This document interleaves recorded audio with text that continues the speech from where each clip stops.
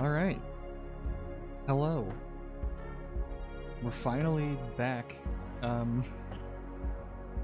decided to still do the deep dive here. I said I would do a more thorough deep dive before. And now that I've replayed the game several times, and, you know, I've watched other people play it, and I've noticed more little things here and there, I understand this game a lot more now. And, yeah.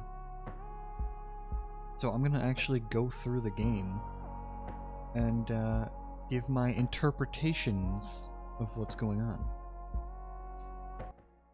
Let's just start a new game. Just to like, oh, you could skip stuff. The whole I hope this hurts thing is very important. Okay, so this part, this very, very first part, where everything starts. So first of all, as you can see, spoiler alert, if you've never seen my playthrough of the game or any other playthrough or played the game yourself, I'm gonna just, you know, spoil everything. So you should be, you know, you should not be watching this unless you know what's going on here. So we know now that the character that we're playing as right now is not, in fact, Curly, but it is actually Jimmy. And we know this because this is actually, well, it was revealed, you know, in the game. But also, we're sitting in Jimmy's seat. We're sitting in the co-pilot seat. So that's Jimmy's seat. So I think that's a really, really good, very clever form of foreshadowing, because we see him sitting in that seat later on in the game when Curly agrees to do his psych eval. They come here to the cockpit. Curly sits in that seat because that's actually the pilot's seat, and this is Jimmy's seat because he's the, you know, the co-pilot.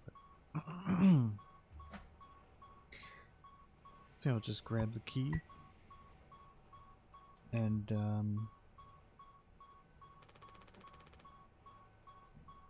so it's very interesting looking at it now. Here's Anya's employee card.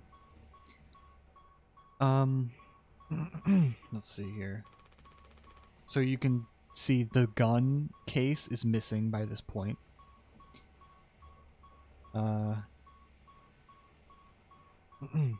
You know, that's already, can't let anyone in. There's nothing else to be done. It's just interesting now knowing that it's Jimmy the whole time.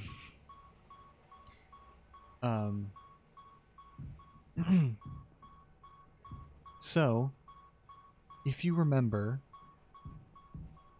at the end of the game, when it's revealed that Jimmy is the one who crashed the ship this whole time,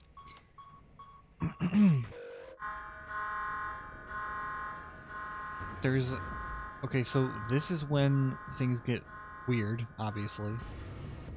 So in reality, you're just gonna have to go with me on this. In reality, Jimmy came out of the cockpit and is like over here. You know, he's like crouched down with his hands on his head and everything, and Curly runs up and is like, "What did you do?"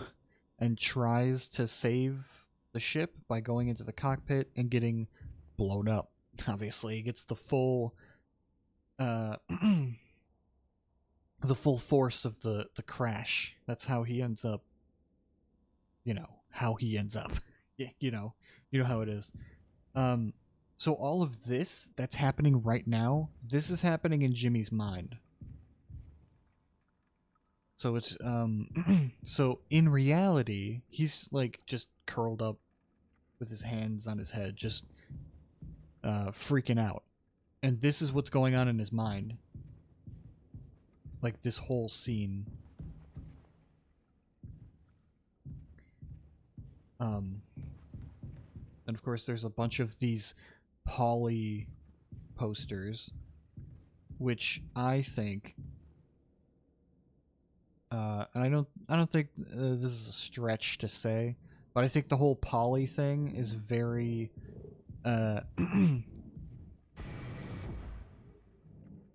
it represents his guilt, I think. The whole thing about Polly trying to be like, hey, be a good coworker, do your job right, you know, be good to the other people. And now that he did something that would doom the entire crew, the posters just get crazier and crazier. They just keep, you know, appearing. Also, I think you can hear like a baby at some point during the scene. Yeah, see, you can hear it when you're close to the Polly statue. It also represents the, you know, the child. Yeah, we'll get to that. If you don't know what I mean by the child, then yeah, we'll get to it. Don't you worry. Now here's the other thing. I have figured out that there is a dev menu that I can access. And I can pretty much go to different chapters and enable cheat mode.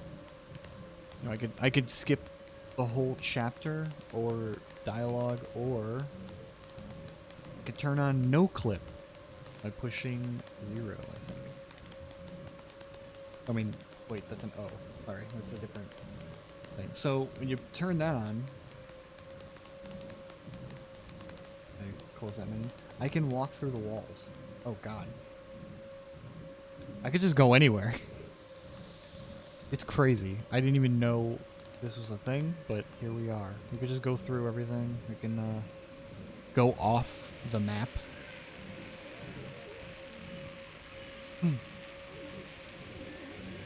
So I'm gonna skip chapter.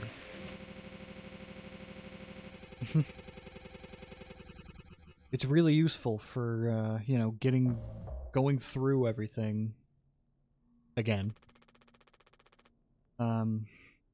So yeah, this is them talking about. Hang on, what was the thing? Wait. All right, P to skip dialogue. Whoa, it's a lot. All right. So yeah, this is after the crash. This is we're Jimmy now.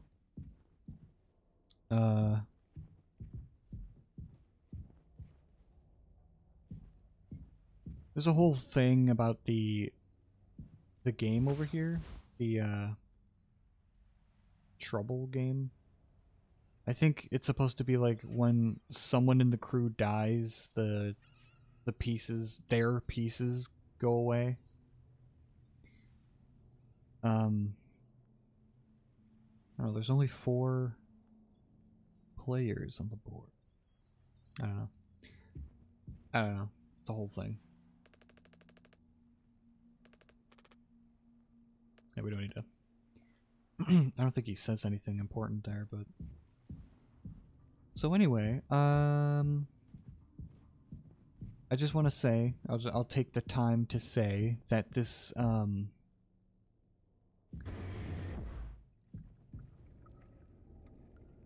this game, the narrative here it's very well written. You know, it's got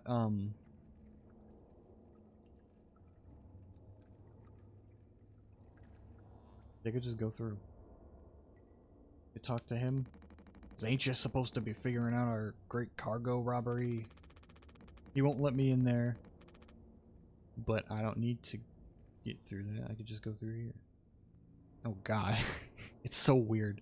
But as you can see, there's nothing behind here. It's just... Oh god. You can see Curly from up here. And Anya. It's so weird. I'm just saying. Alright. So anyway...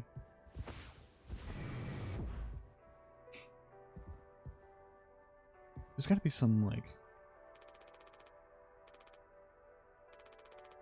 Oops. I think there's some...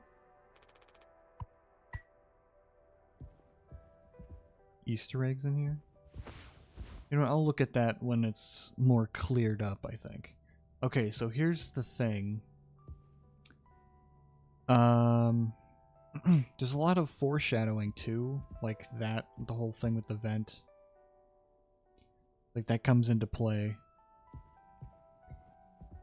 Curly, this is what happened to him after the crash. And Anya, there's a lot that went down with Anya, but I don't know, maybe we should save it for later. Actually, you know what? I'll just say it now. Who cares?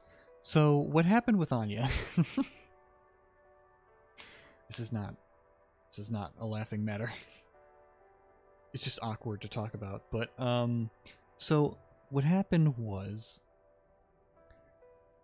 I don't actually remember if I even got it when in my playthrough, because it was a while ago by this point. I was like, wait, did I even like register it? I think I did. I just didn't mention it out loud. But yeah, Jimmy assaulted her.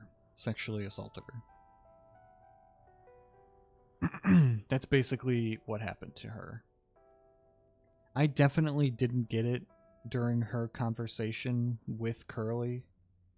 And we'll get to that conversation because there's a lot going on there. But I didn't get it then, which again is brilliant writing because Curly also didn't get it. So I was kind of in the same boat as him. But then when you look deeper at what she's saying, it becomes very clear what's going on. But again, I'm getting ahead of myself. So, at this point, she was raped by Jimmy. And this is basically one of the reasons why she does not like giving Curly his meds, the painkillers, because of this line. Basically, it hurts him so much. I can't stand the noise, because you basically have to you have to like force it down his throat pretty much. Because he can't even, like, it's very hard for him to swallow, probably, so, you know. And of course, this is Jimmy being very rude to Anya. And the thing is, she is usually very nice to Jimmy. You know, because she is terrified of him, basically, is what's going on here. She's horrified of Jimmy. She doesn't want to set him off. So, there are a lot of scenes where she's trying her best to just be like, you know, like, oh, good job, Jimmy. Like, you know. It's because she doesn't want him to, like, do anything, you know. She is trapped here on the ship with him. So... it would make sense why she would try her best to not set him off like that. So she's being relatively nice to him, but that's really the reason why. And Jimmy, of course, is a horrible person. Obviously, that goes without saying, but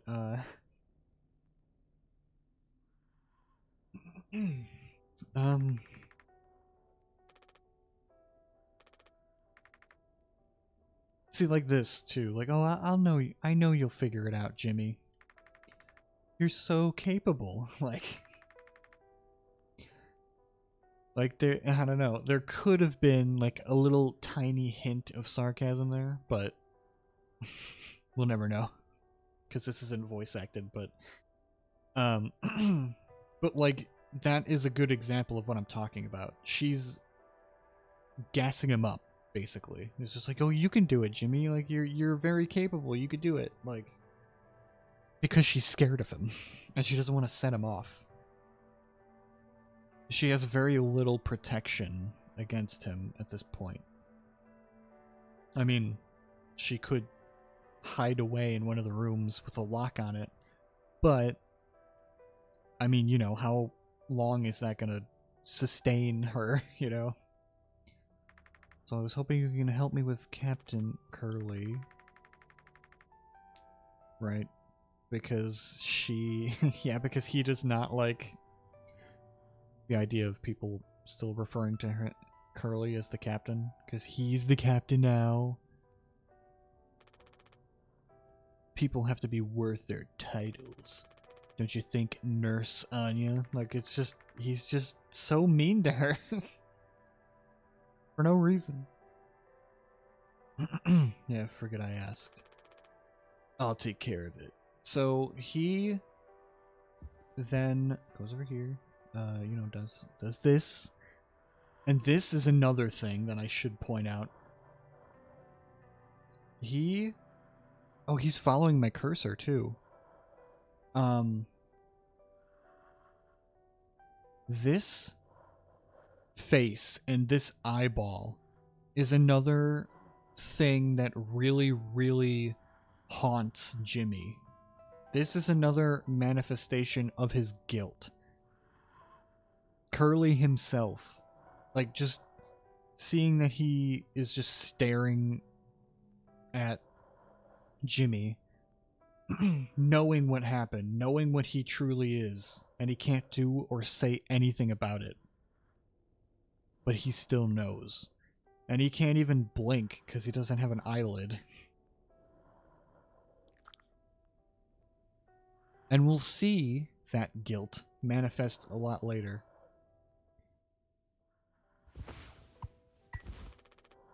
And then you do this, you give him the pills, and Anya runs out of the room and cries. She just can't handle it. And my interpretation, as well as like most other people's interpretation, is because she doesn't like the idea of forcing him to have these pills. Like, just the sound itself makes her uncomfortable, and she doesn't want to deal with it. Because she herself was forced into something that she didn't want to have anything to do with. So it makes sense that, you know, that sound of him choking like that would freak her out. Because, like, if you really think about it, if you actually, like, pay attention, she's not squeamish about anything else about Curly. I think, wait, wasn't there a line? I forgot to read it, but wasn't there a line where Jimmy says, like, oh yeah, his bandages are, like, getting bloodied up too, like, they need changing, and Anya is like, oh yeah, but we ran out, or something like that. She's not squeamish about the bandages and stuff. She's not squeamish looking at him, or, you know, I assume she's the one who put the bandages on him. I mean, it's not explicitly said, but I assume that she did it, because she is the nurse, so it would make sense that she would put the bandages on, and she wasn't squeamish about that.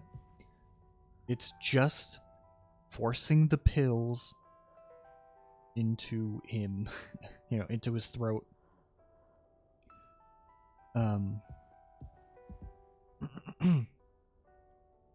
Which, now that we know what happened with her, it makes perfect sense as to why she feels that way.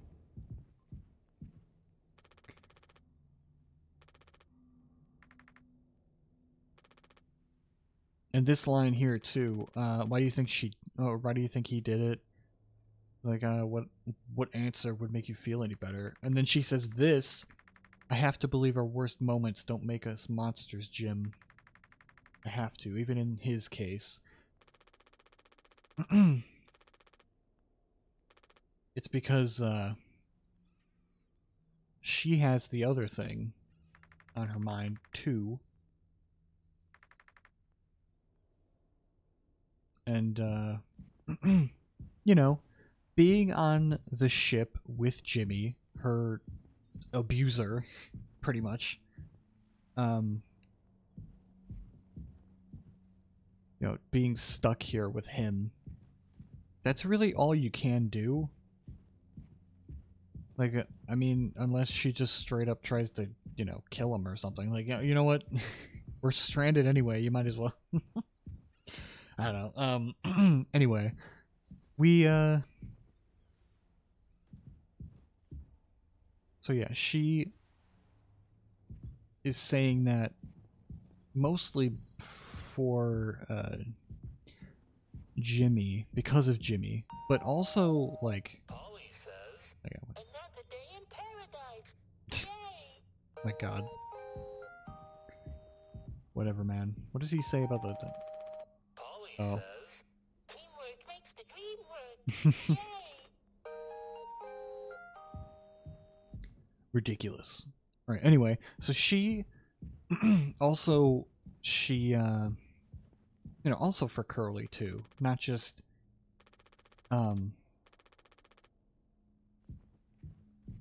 for Jimmy's sake. Just because she's stuck on the ship with Jimmy.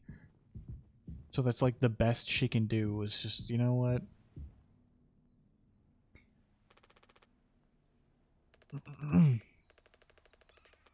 I'll just skip that. Daisuke and Swansea are also a very interesting case that we'll talk about too, obviously. But and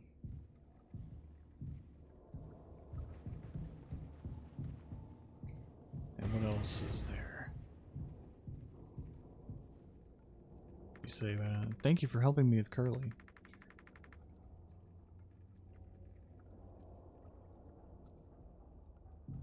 I mean, even just like her facial expression here, like even just looking at this, it's like she says this, but she looks miserable. I mean, you know, everyone's miserable because the ship crashed, but she especially, she does not smile very often in this game. Because she has very little to smile about, you see. And it makes perfect sense. Again, he doesn't smile that much either, but, you know, he's Swansea, so... so it makes perfect sense. You know. But anyway, I think that's enough for this particular chapter, so I think we can skip to the next one.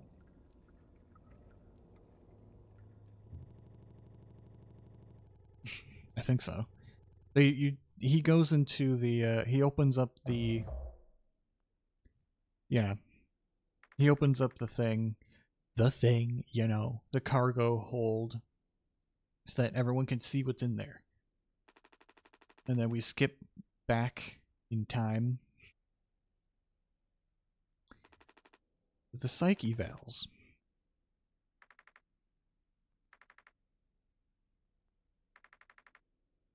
And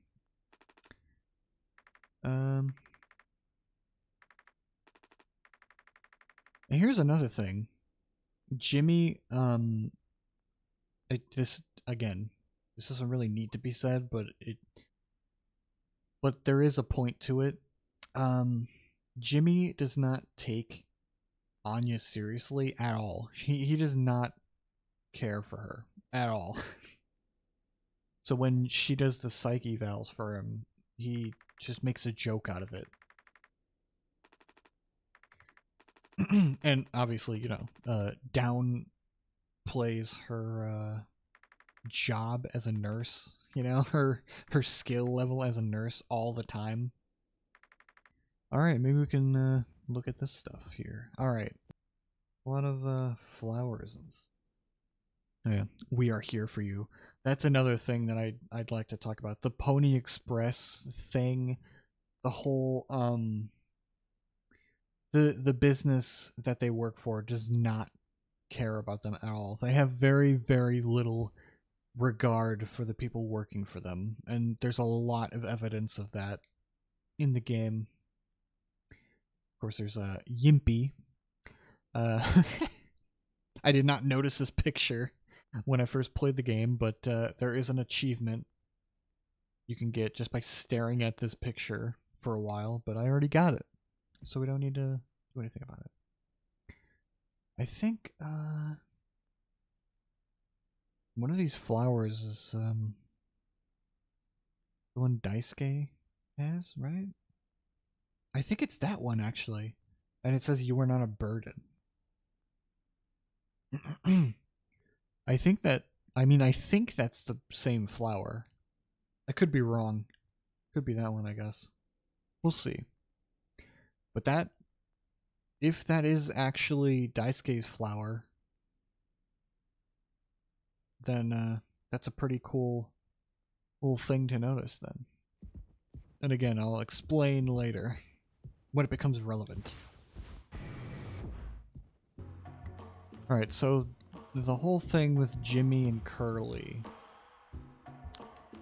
Well,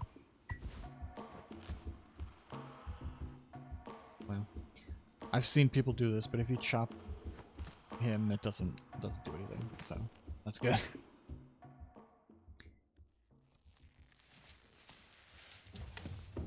I was too scared to do it. I thought about doing it the first time playing, but I was too scared to. I was like, what happens if I do it though? Alright, so Curly and Jimmy are going to the cockpit to talk about the whole psych eval thing.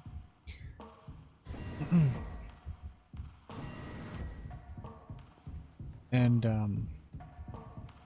it really, oh my god. So this is the part that really still kind of confuses me, because I was thinking, like, is this still like Jimmy's hallucination, or is this actually Curly's hallucination? Because we're still playing as Curly, or maybe we like switched, but like once we're done with this hallucination, we go to the cockpit and Jimmy is there. So I was just confused because I was like, are we playing as Curly still, or you know, is it just, this is still just Jimmy's hallucination? Because I was thinking, like, it would be kind of interesting if this was actually Curly's hallucination. Like, he's also got some stuff going on, you know, in his head mentally. But I assume that this is still just Jimmy's hallucination. God, that's so creepy.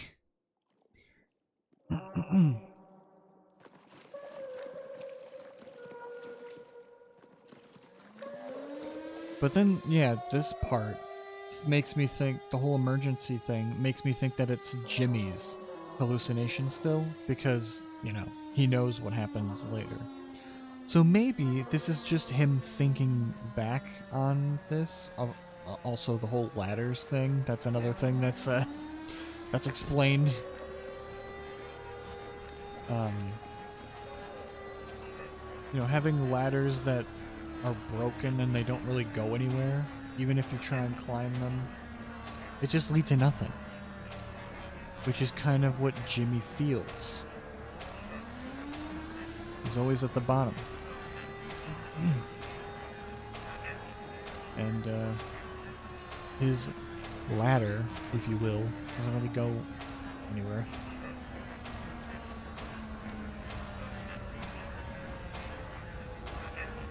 Because he's a loser. You see. First the sun happens. Sunrise. And this is what confused me. Because we go in there, and Jimmy is in there.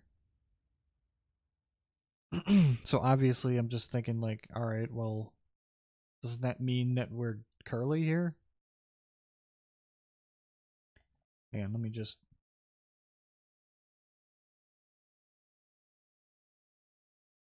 I just want to see if I what happens if I no clip in. Yeah.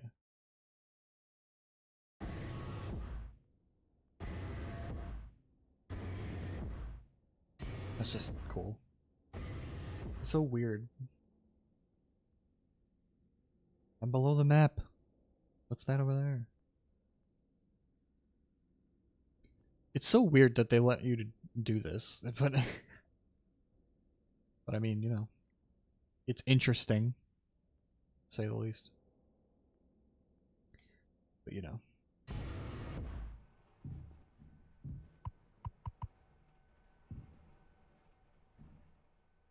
okay, it's still all right. So yeah, see, he's sitting in this seat because that's his seat. So it's very clear what happened. Now, this conversation is very interesting because after the psych eval, when he's going off the record, how are things otherwise off the record? He likes. He says, "I like it. We're in control here." So remember, Jimmy is an evil, evil guy. So what he says here is very it really tells us what we need to know about Jimmy's mindset really early on here. This whole thing about like all I ever hear is how great of a leader you are. Honestly, it's kind of annoying. But like it's way more annoying than he lets on. As we now know. And he does not like the fact that Curly is unsatisfied with his job. That's what this line is. Like, he doesn't understand why Curly feels the way he does. Because he's on the top. He is, like, a very, like... He's a well-renowned, well-liked guy in his field, you know? Like Jimmy said, he's, everybody always says how great of a captain he is, you know? How great at his job he is. And then he starts thinking about this. Is this enough? Should I just stay here because I've been successful at it? A good long haul freighter captain. And then Jimmy, of course, is like, and that's bad? And he says, that's what I'm saying, it's not. But it's terrifying. I think, am I figured out? Is this all I'll ever be? Or do I take the risk and try something new? Even if I'm bad at it. I guess I get it. Which I think is a lie. I don't think he gets it at all. I guess I get it. You reach the highest rung on this ladder. Okay, maybe he does get it. but I think he still resents it. That's the thing. You're thinking you might be on the wrong ladder altogether. Still a long way down from the top, no matter how you look at it. While I'm still climbing and climbing. See, he's resentful of this. But he's saying it in a way that's a bit more friendly. To be like, oh yeah, I get it. I understand you. You know? But hey, you know I believe in you. Here on Earth, doesn't matter.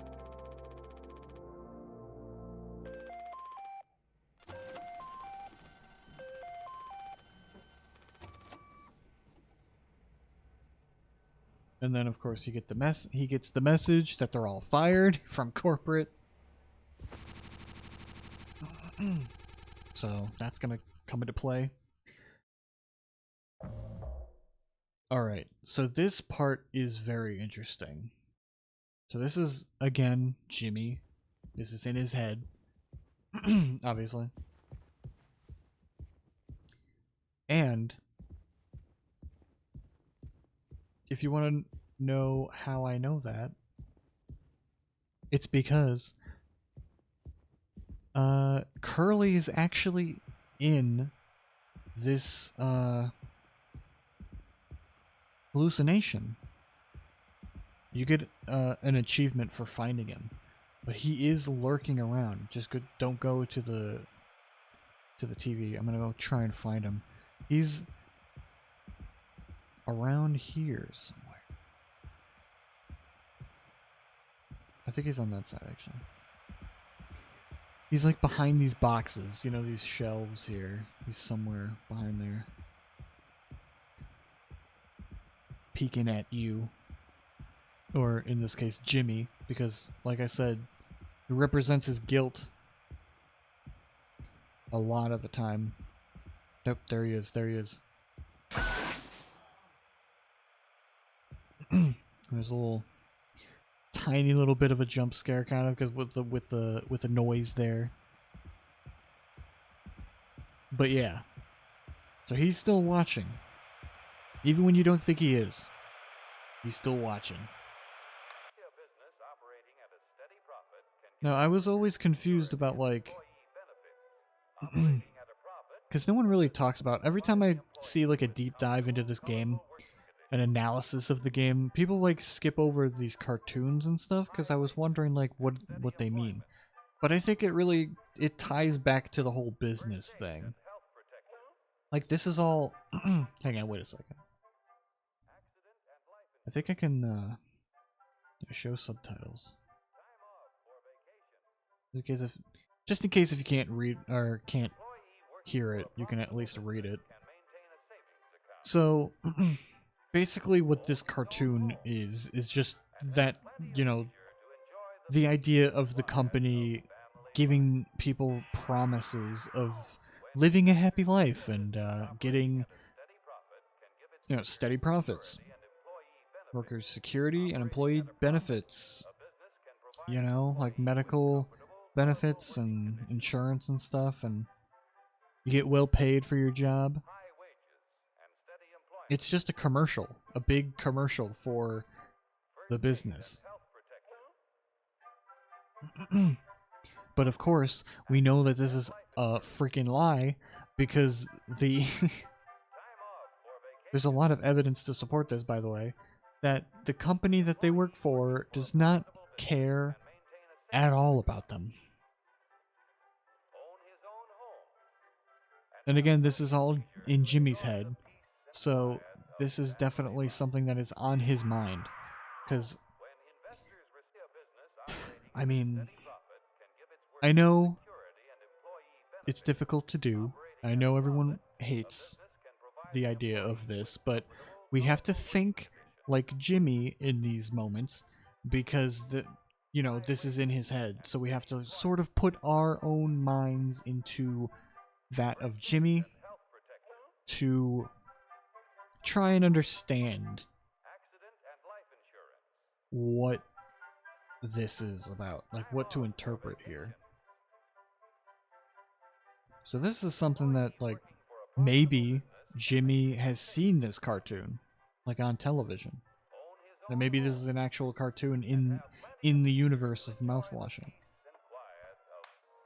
Right, the next one is a black hole. I don't really know what this means, you know, if anything, but people speculate that maybe it just, you know, is a foreshadowing the whole, like, destruction of the crew.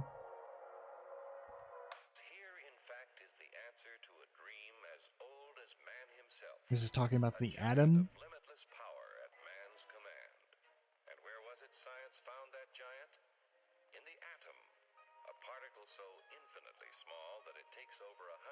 This could be a... This could be... Because again, this is in Jimmy's head, so this is something Jimmy's thinking about. This could mean that, you know, he sees himself as the Atom in a way. In a way. I don't mean like literally. I mean like, you know, seeing himself as the little guy who is destined for great things, you know. That could be what this means. Again, I'm just speculating here. I don't actually have it figured out.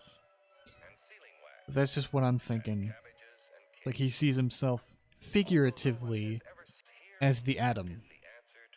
And he wants to be that guy, basically. He wants to...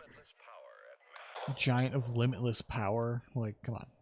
Is this the slaughterhouse one? I mean, I guess this is a... this could be, again, the company itself and the crew of the Tulpar ship are the ones being slaughtered, you know what I mean?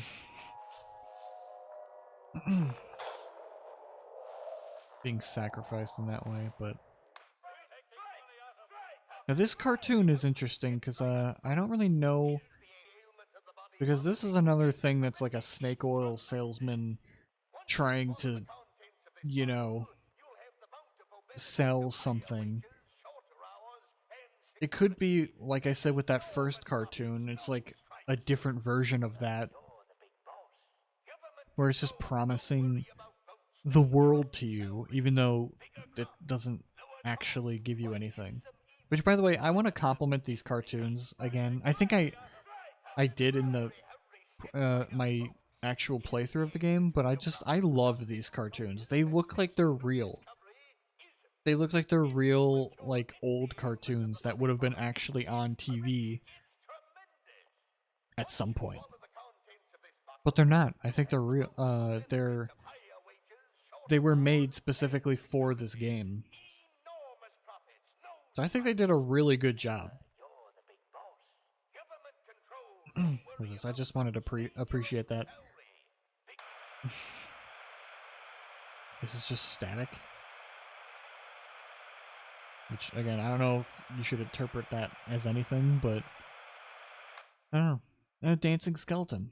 I don't know if this is true, but I heard that this is like one of the first ever filmed things to exist on, you know, in history.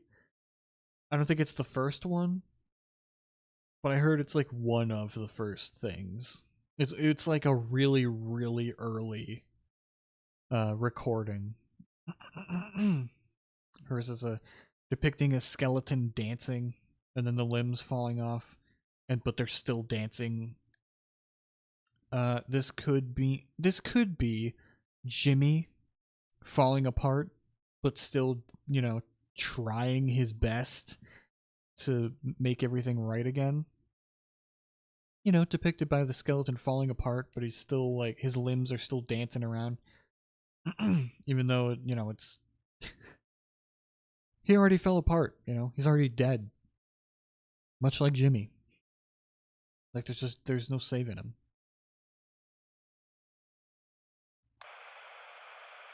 There's more static. And then, of course, we get the titular mouthwash. A revolutionary new dental hygiene product. Brand new formula designed to kill bacteria and kill germs without... I didn't read it. Alright, so the whole 99.9% thing, that is a...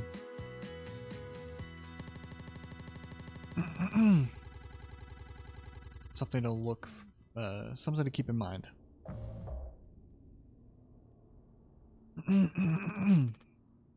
This is mouthwash. And there it is. So yeah, this is after all this, it was all just mouthwash that they were hauling to deliver somewhere. This is when, of course, Swansea falls off the wagon.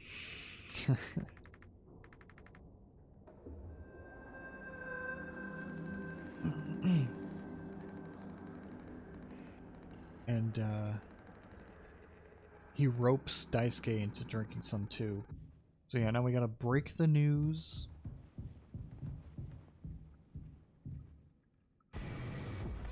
This is another example of the company not caring at all about its workers.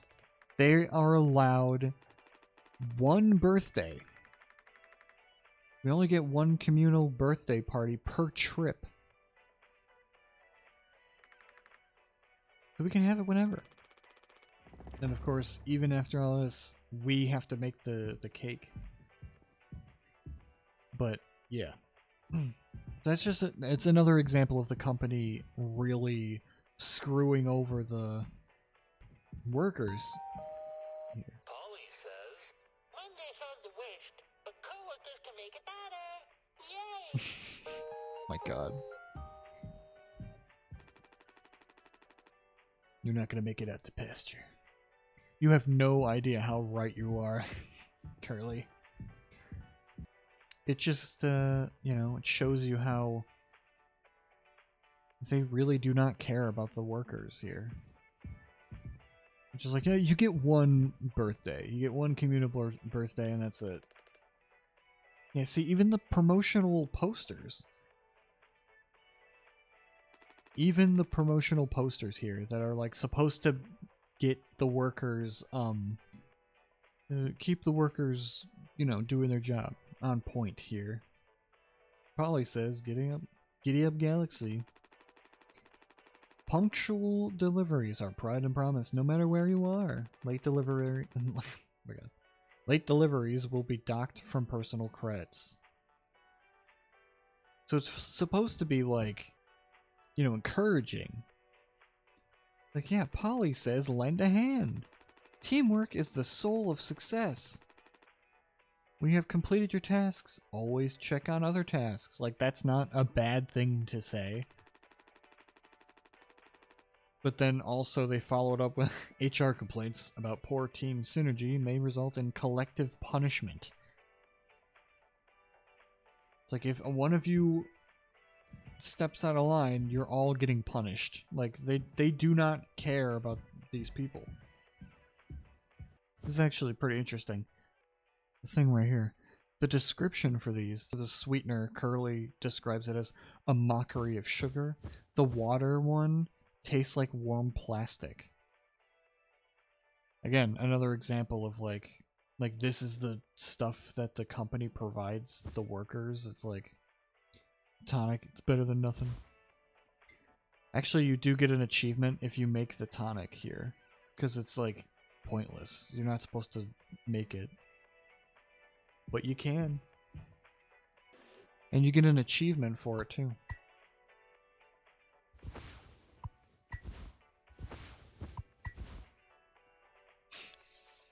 Which I already got, so it doesn't really matter.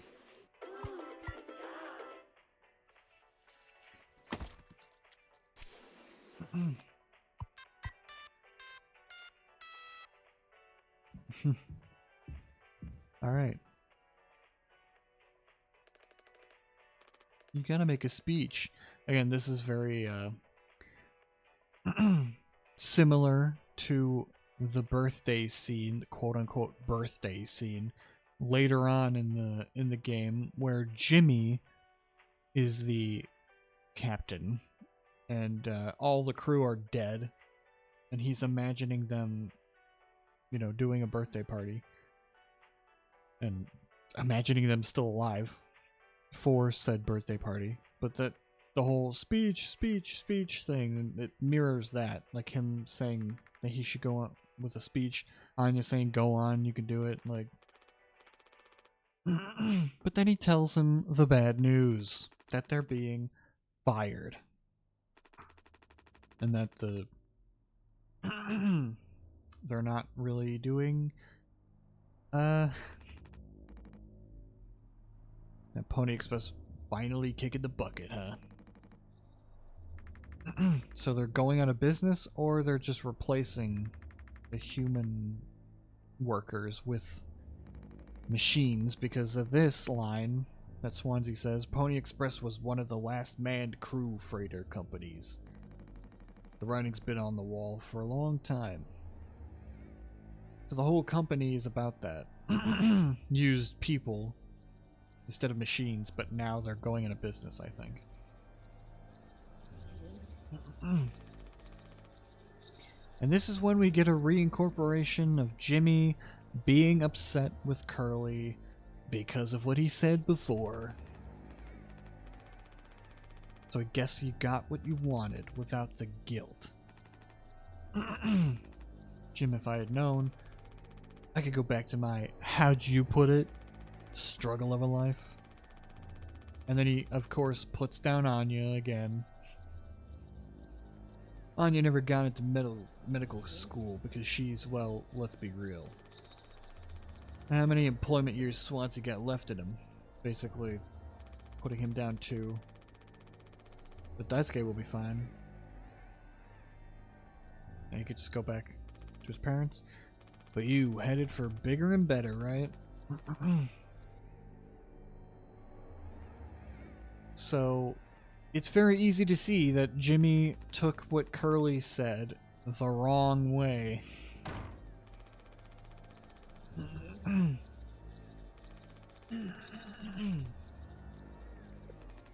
This is definitely projection here from Jimmy. He thinks this is definitely what Curly thinks.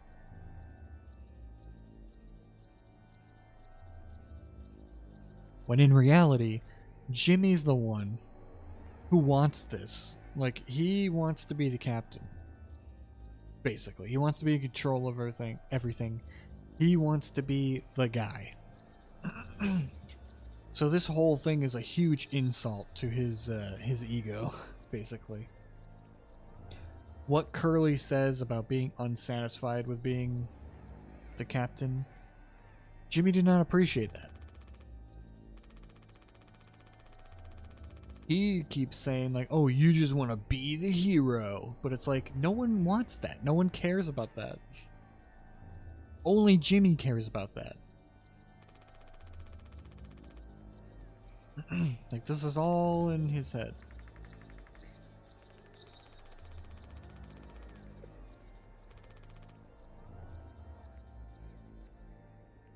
Of course, no one says anything now.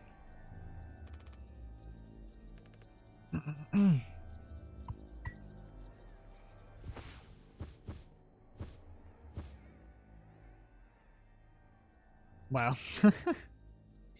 Pony Express specialty mocktail. I'm not quite sure why I made this. You get an achievement, that's why. Why there's a little horseshoe on it. I have no use for this. That's where you're wrong, Curly. You obviously have a use for it. And this is a weird way to cut the cake, obviously, but you know, I'm not gonna judge. So yeah. Ooh, this is a good. Actually, this is a very interesting thing. So I don't know if you can hear it.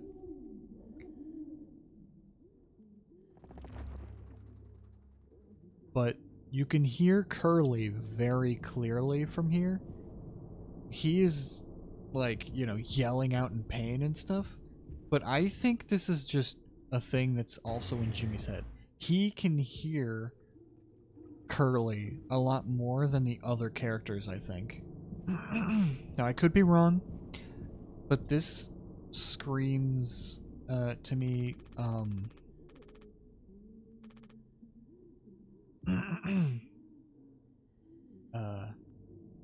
you know, the Edgar Allan Poe story, The Telltale Heart. That's basically what I think about this scene. I think Jimmy's the only one who hears Curly right now, because he's pretty far from the medical room, but he could still hear him very, very loudly and clearly. Okay, not very loudly, but, you know, loud to him. And once you go in here,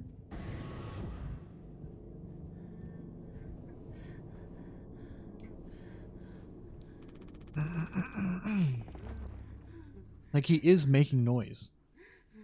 That's the thing. That is something that is happening.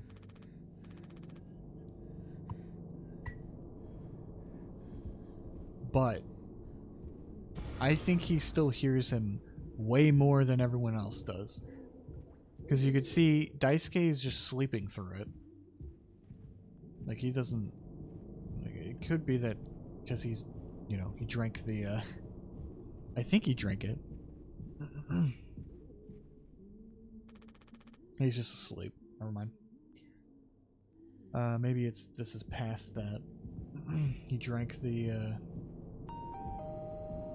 mouthwash. I love working on Toolbar. It means I have a lot of friends. It also means I have responsibilities. Always remember to log your hours. Yay! This is Swansea's bed, and he's got a whole box of them. You know. It's a whole thing. It's a whole thing. Oh, here's Daisuke's ID card. And you get an achievement every time you find their... Everyone has one. Everyone in the crew has one you can find. You get an achievement every time you find it. So anyway, I'm gonna go,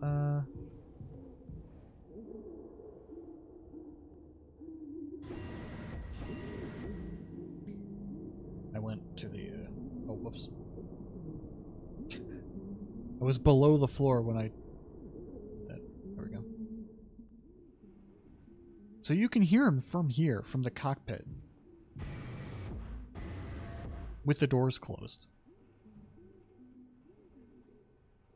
Again, it's very faint. But you can still hear it. And I think Jimmy's the only one who can hear it at this point. Because he has an immense amount of guilt for what happens to him. So this conversation... Anya...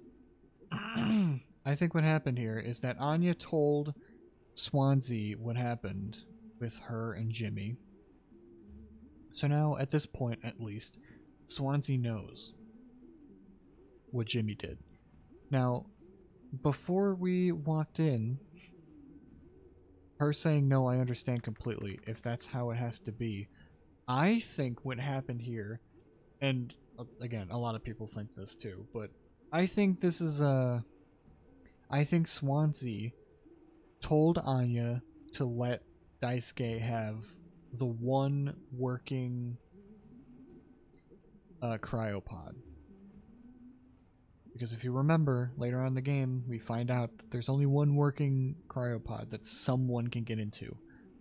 And I think this is Swansea telling her that, yeah, we should let Daisuke have it.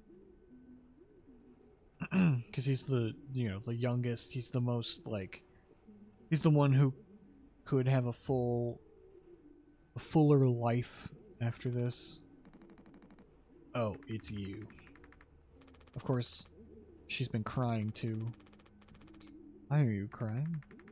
It's like she's probably, you know.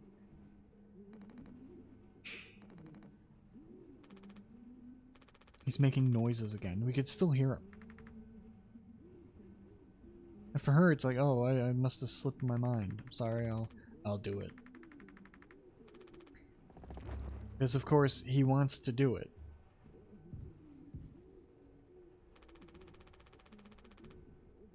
Getting a lot of use out of that right now? Force a habit. Don't overthink it. Wonder if they've even noticed we're missing back at headquarters. It'd take a rescue ship so long to get here. Might be another freighter. Maybe they could divert to try and find us. It's not inconceivable. Suppose you're right. Interesting stuff. Alright. See if I can fly my way back to Curly. He wants to be in control of Curly too. That's also another reason why he wants to do it. But I think it's also because he wants to, he feels immense guilt. Even if he doesn't admit it right now, he's very guilty. He feels a lot of guilt towards what happened with Curly. So that's why he also wants to give him the pills. Even after Anya said that she'll do it, he's like, no, I'll do it. But this time,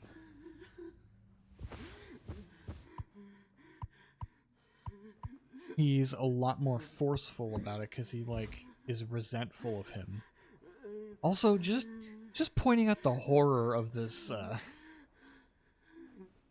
situation. This guy, he knows what Jimmy is, truly. And all he can do is just lay here and be abused by him.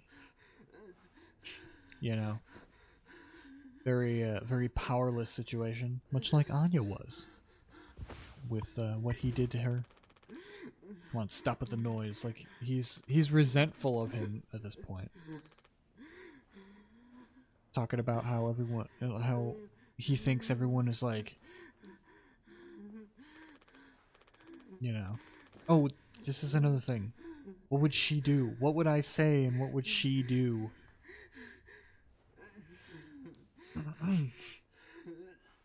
Now here's the thing. He does not feel guilt at all about what he did to Anya. And there's evidence to support this too. He just doesn't care about the rape, I mean. What he does feel a little guilty of is not taking responsibility of the baby. See, I knew it was gonna come back. I told you it was gonna come back into play. The child, the whole thing. 'Cause she's pregnant. And he knows that.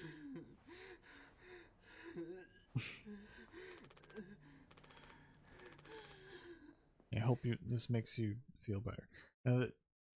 This is very much like the whole, I hope this hurts.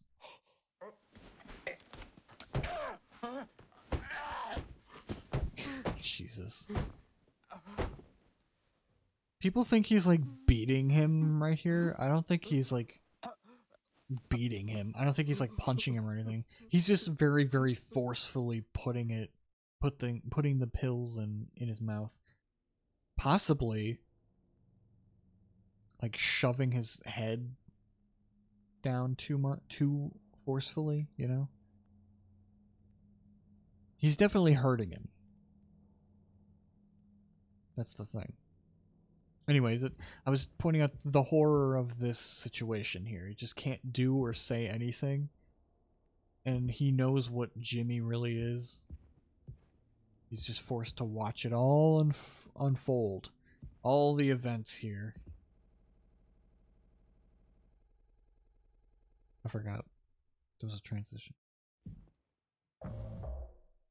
And this is another hallucination.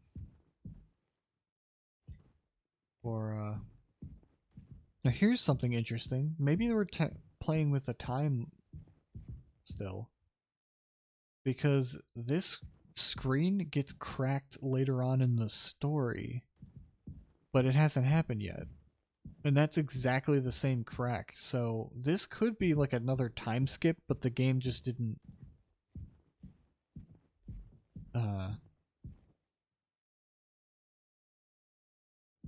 tell you that this is like a thing that's happening, that he's hallucinating this in the future.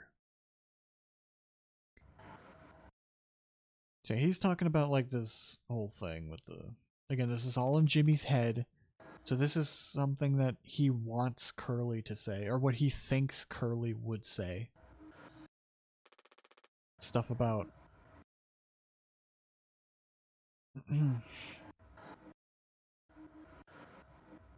you know, is life really good enough? Like, you can do all this stuff. You can be successful in your career and do all this, you know. Like he's saying here, you know, get promoted, buy a house, fall in love.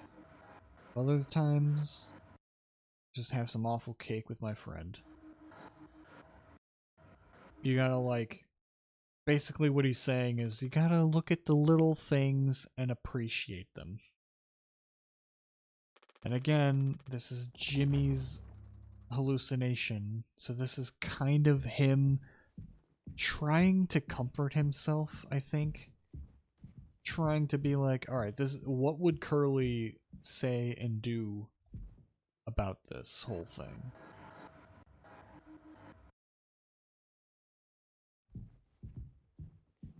You know? And all these piles are bottles of the mouthwash, probably empty.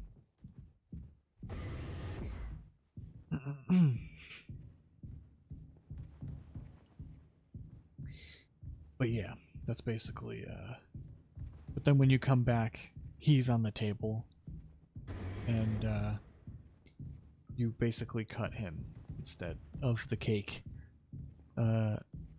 Which again represents his you know, guilt that he has basically doomed Curly to his fate with his actions.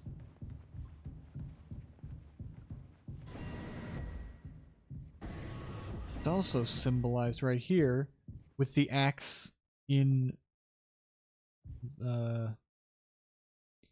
Curly's chair with blood everywhere. You take the axe and his eyeball is just still watching. Feast.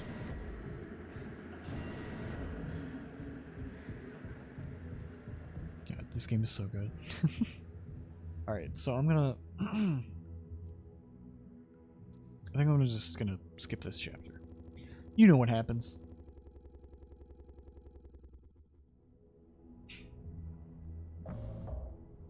Four months after the crash. So yeah, this is like... I think this is right after they discover... No, they might... I don't know. I keep forgetting the stuff. So yeah, they've been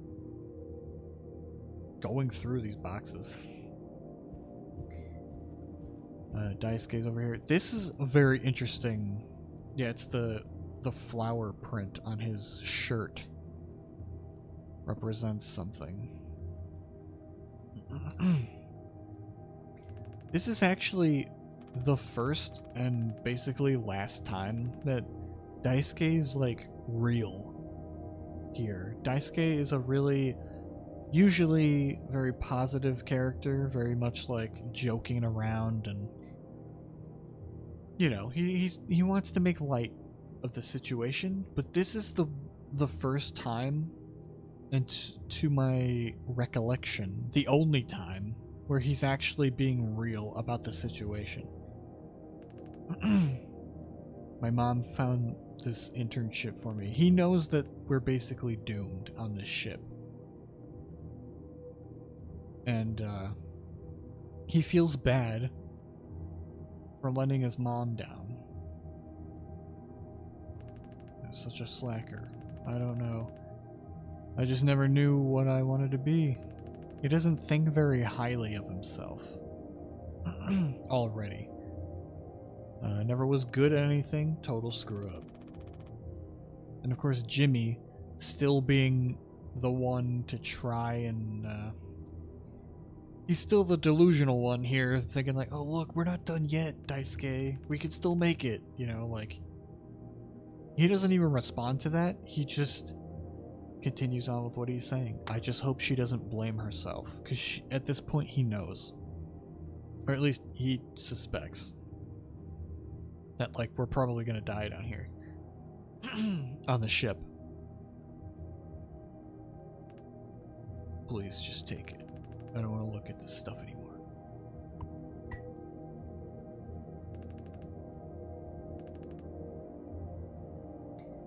But yeah. And that's like the only time we see Daisuke actually be like, yeah, this is not gonna work out. We're doomed, basically.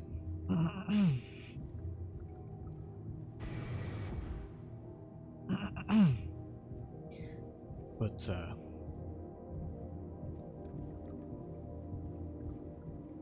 yeah. So, very interesting stuff. Oh my god.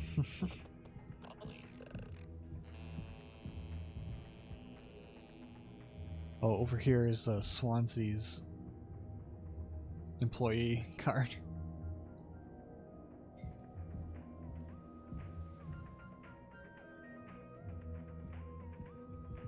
He's just completely drunk right now.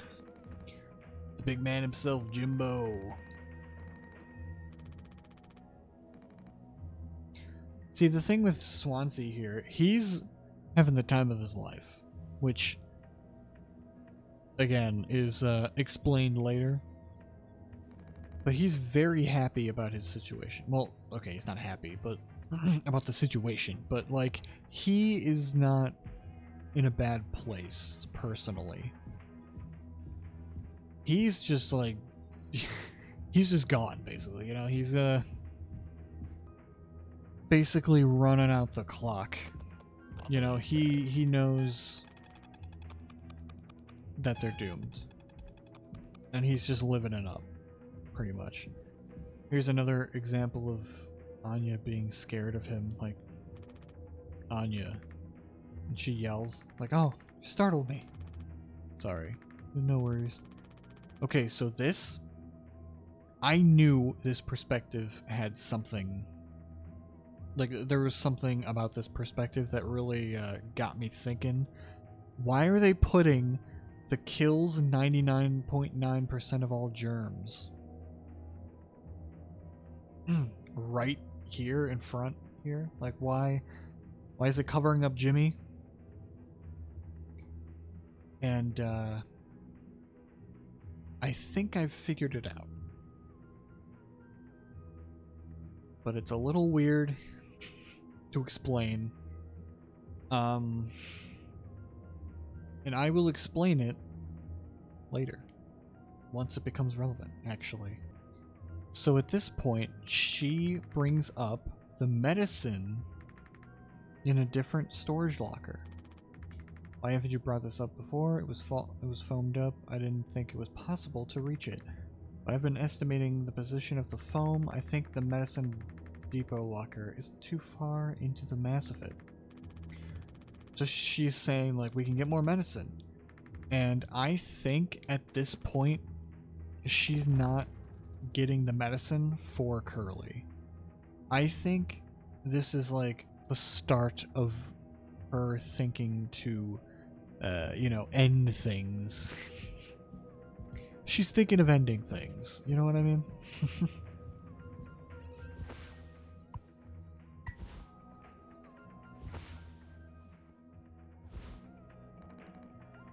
We could just skip it.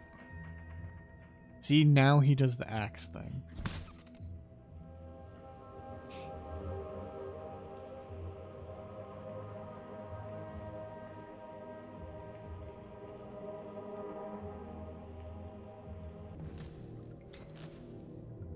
See, this is another part that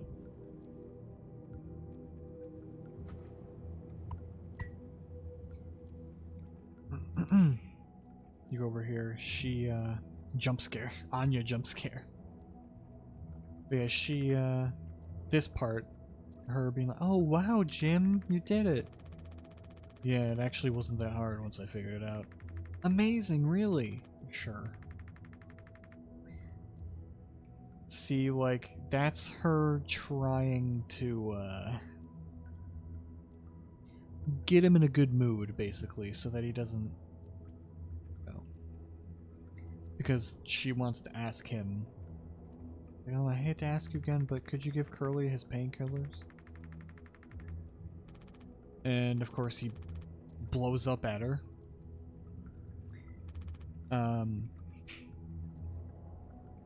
But yeah, that's basically what I've been saying. Like, she's, even though it was a very easy task, it wasn't that hard. Even he admits that. It's like, yeah, it wasn't that hard. She's still like, wow, Jim, you did it. Like, basically treating him like a child, because that's how he sort of operates. Take responsibility. You know, he's quote unquote taking responsibility for all of this stuff.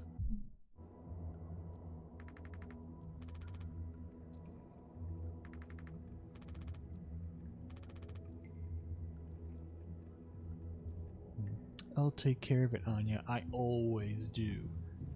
Like, whatever, man.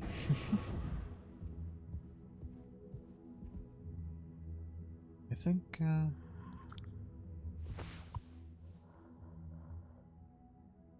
yeah, these are significantly less strong than the other painkillers. This is also the start here. He's starting to, like, think about, like,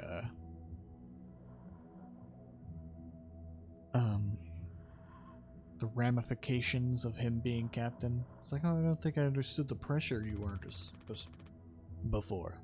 He's starting to go back to appreciating Curly. Yeah, our worst moments don't make us monsters, huh? And keep that line in mind, because that's important for later. You were a good captain, Curly. I almost said Marty for some reason. I don't know why. And you'll be one again. See, like, you'll be one again? Really, Jimmy? Have you seen what Curly looks like? I don't think he'll be able to walk again. But again, he's completely delusional. We'll get us both through this. At the end of the day, he really just wants to save himself and Curly. Because Curly's the one he really respects the most out of all of the people here. The one he respects the least, obviously, is Anya, but, you know.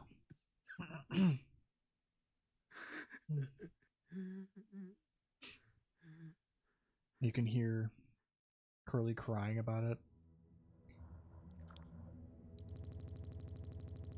My God.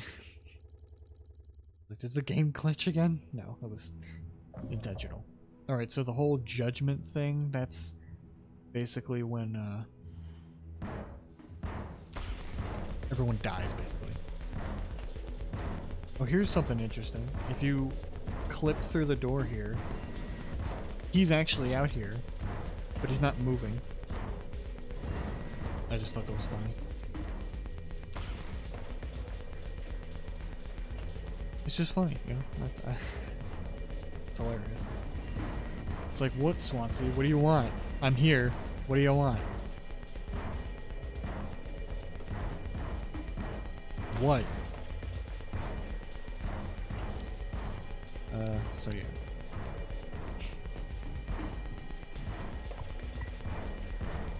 You can't hide. So here's the thing. I don't know what that is. My hands won't stop shaking. That's actually very interesting. Like, what is that? It could be the gun, maybe. I don't know. Because, as we see later on...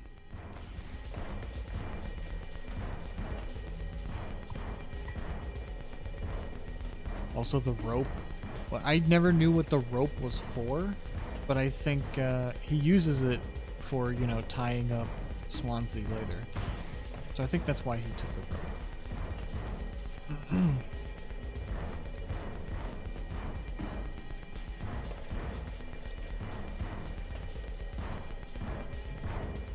But,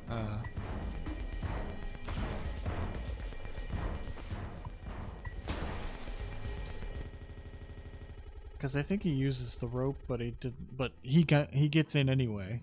So I think, okay, here's the scene. Here we go. There's a lot to talk about here. So I'm gonna interject when necessary. But yeah, Curly says, "How are you doing? Are you doing okay?" That's not at all what he said. I don't know why I said that. He said, "Are you doing okay?" Yeah, can't sleep. I know how that is. I just toss and turn. Or stare at the ceiling all night. I actually kind of like the nighttime window screen, if you could believe it.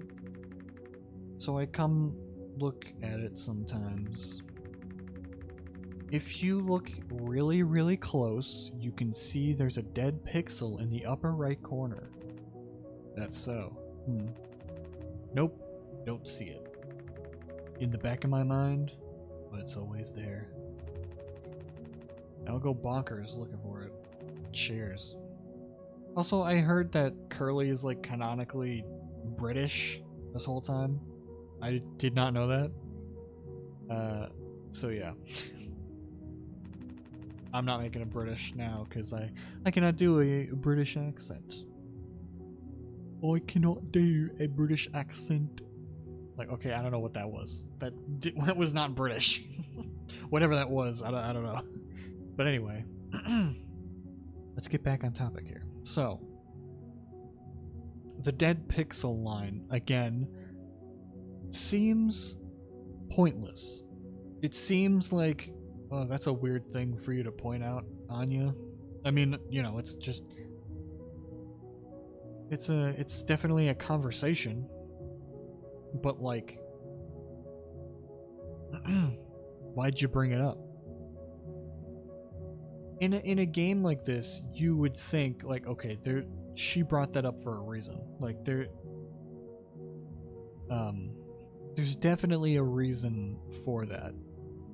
I just didn't know what it was the first time playing, because we didn't get the reveal of what happened with her yet.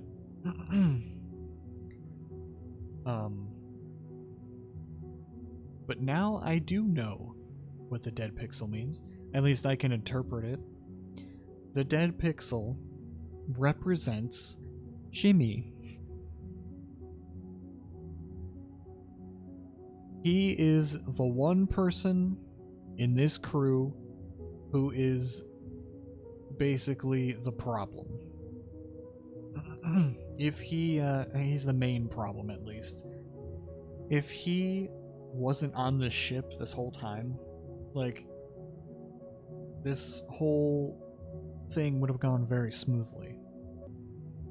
So she says in the back of her mind it's always there. She can always see it because she knows what's going on with Jimmy, because, you know, she was already assaulted by this point, which is also why she is out here in the first place. She says she can't sleep. She often comes into this area just to watch the night sky screen.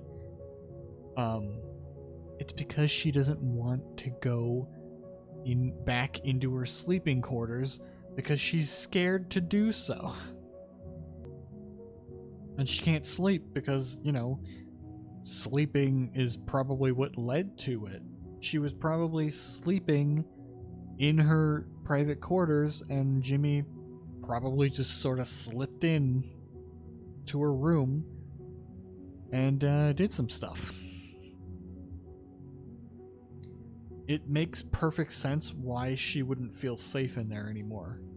You know? Makes perfect sense to me. And she knows Jimmy for what he truly is. That being the dead pixel. And Curly can't see it. He's only looking at the bigger picture. He tries to find the best in people, which ultimately leads to his and everyone's downfall, basically, because Jimmy was not properly taken care of.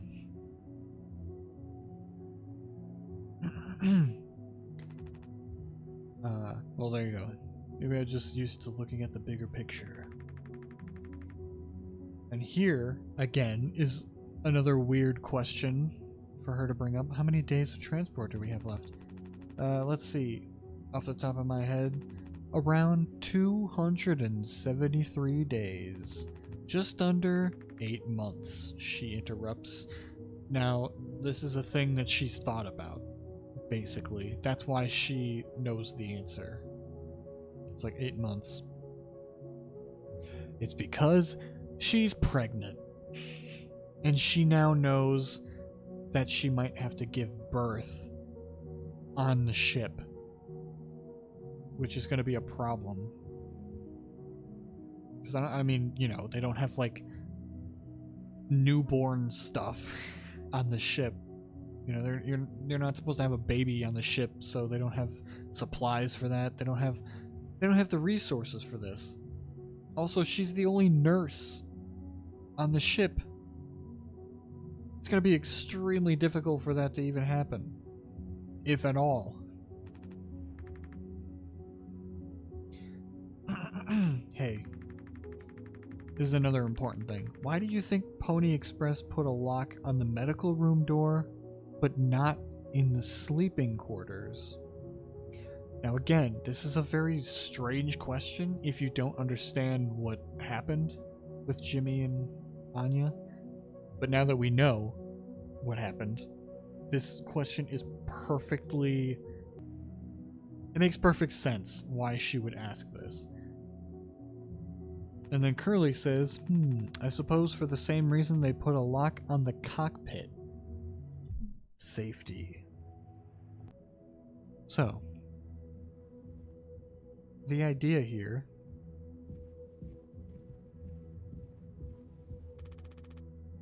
oh, Jimmy, help! Oh, okay, this is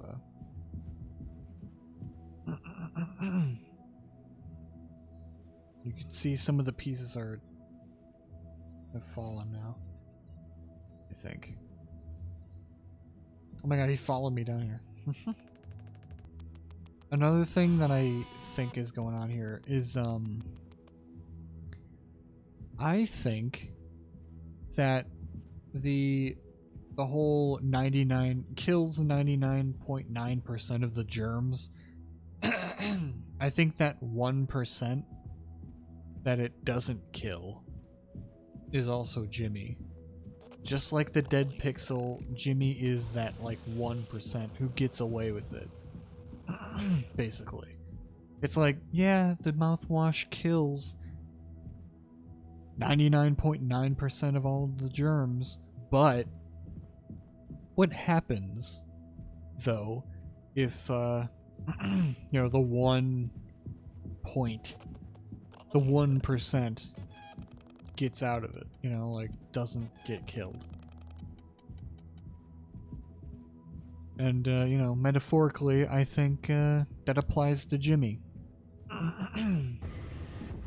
And that's why in that scene, when he's talking to Anya in this seat, they show a close-up, like from this perspective over here,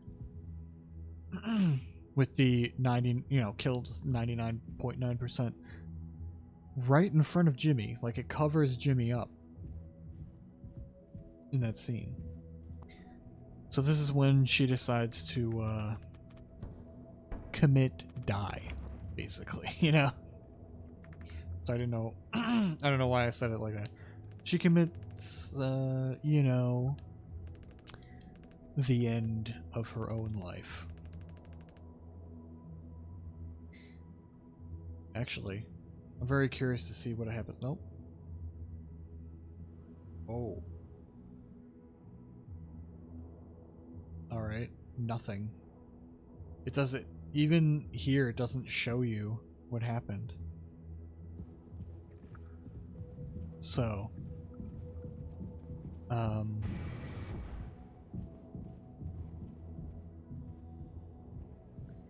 this is the whole thing about Swansea trying to get in there.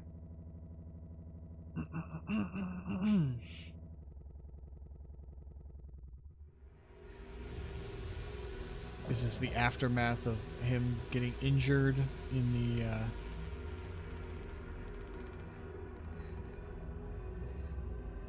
you know, in the vent. Jimmy is still delusional, like, oh, I could fix this, I could fix it. And Swansea's like, why do you keep saying that? Like, just shut up. The whole disinfectant thing, he's saying that we can get that, but we used it for the cocktail, which in this timeline hasn't happened yet. I mean, it has happened, but we didn't get to see that first. It's the story's told out of order, so we don't know what happened at this point, but that's basically it.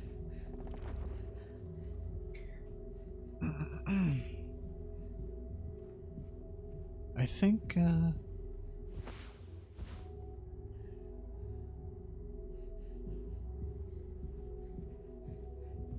at some point Jimmy's ID is put in that hat. So at some point in the game, just so you know, if you're looking for all of the IDs to get the achievements and stuff, at some point it'll be in Polly's hat, but it'll be turned over. Not now, obviously, but when he's like this, basically, and the hat is on the floor, there's a part where it's turned upside down, and Jimmy's ID is in there. You know, just a little tip.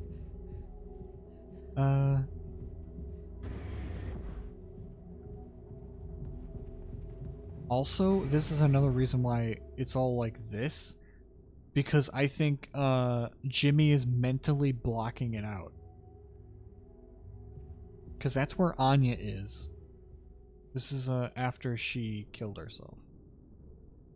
You can actually kind of see her, the outline of her body here on the floor.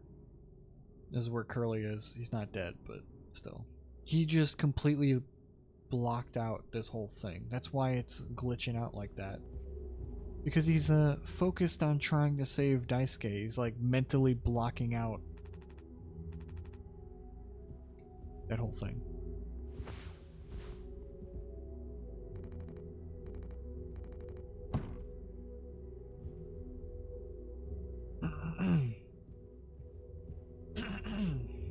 So, you know.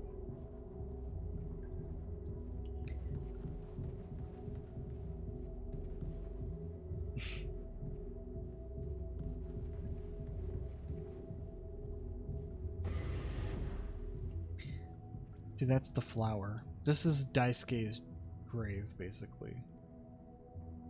I have no idea what that says still, but this is that's the flower on Daisuke's shirt representing him. Basically saying like he's doomed. And yet Jimmy still is trying to save him. Even though he knows deep down that he's doomed. He's just in denial about it. Alright, so we're actually gonna clip through here and just fall down.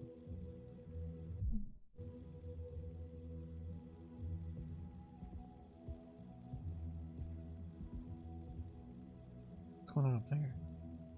Can I make it to one of these areas? This is so cool that they let you do this. It's so weird. Whoa. Like, it's so weird that they let you do this.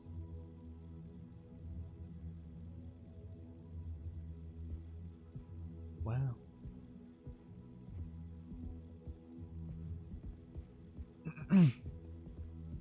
Like, I'm not supposed to be on this, whoa. What?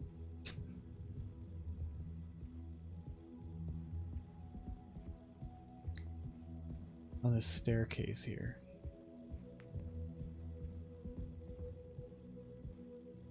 Oh. Yeah, clip through the ground there. Wasn't supposed to do that. Alright, here we go.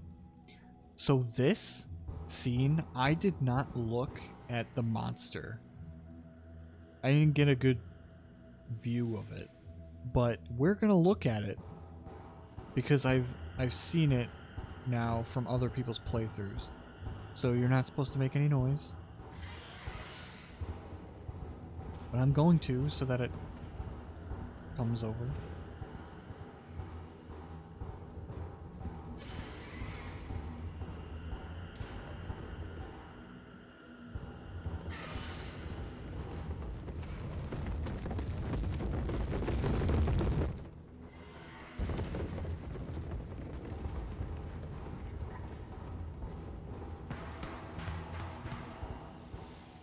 God. Please don't jump out at me, though.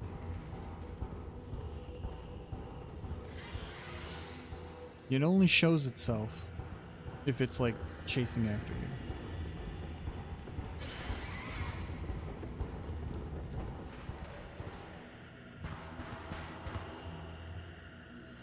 Really? The one time I want it to go after me, and it's just not.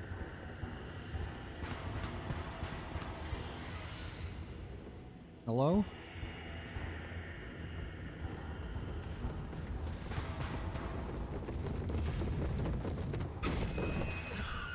Here we go. It's a horse. It's a big ol' horse. With a weirdly long neck. And it goes back up. It's insane. I never really looked at it.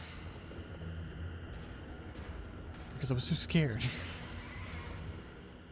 But, yeah, you only see it when it's, like, chasing after you. Let's see if I can go up here.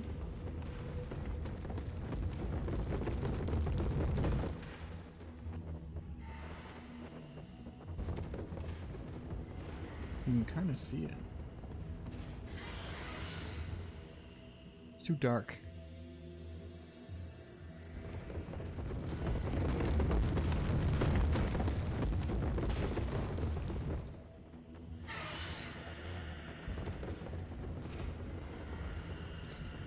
Yeah. Whatever. Anyway, it's a horse. It's a giant horse.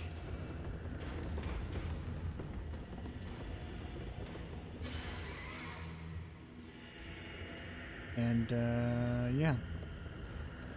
Which, again, is another, like, point about him, using the Pony Express mascot as another, like,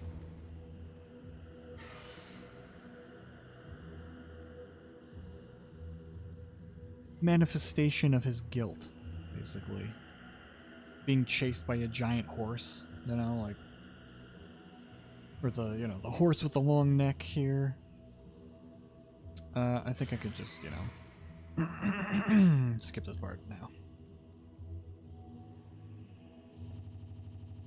You know what happens. He gets the mouthwash and then pours it on Daisuke as a disinfectant. This happens before that.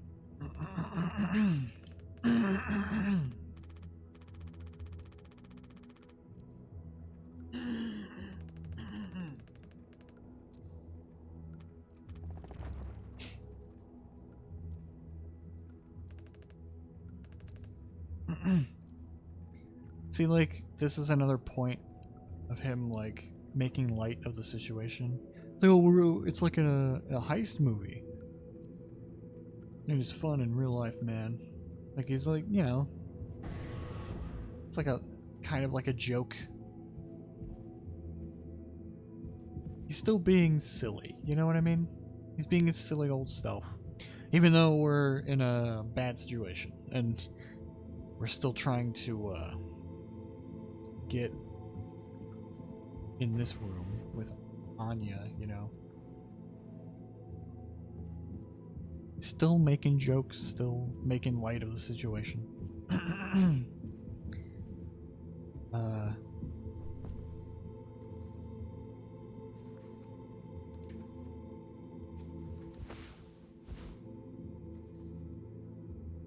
This is the tonic. Well, that's the thing. This wasn't here, so this wasn't like... At first I thought someone actually drew this, but I think that Jimmy's just seeing it.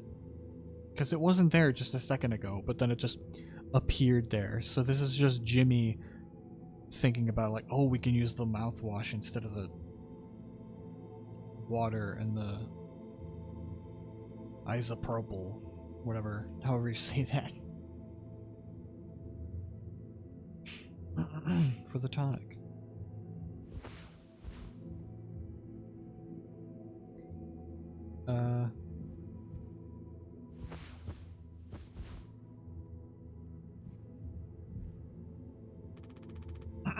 And this is another thing of him like kind of being silly, you know. I might have accidentally at some point mistakenly misplaced a few packets before by accident. You know, so he's still being silly about it. But before, when he was, you know, drunk off of the mouthwash, he was being real for a very short period of time.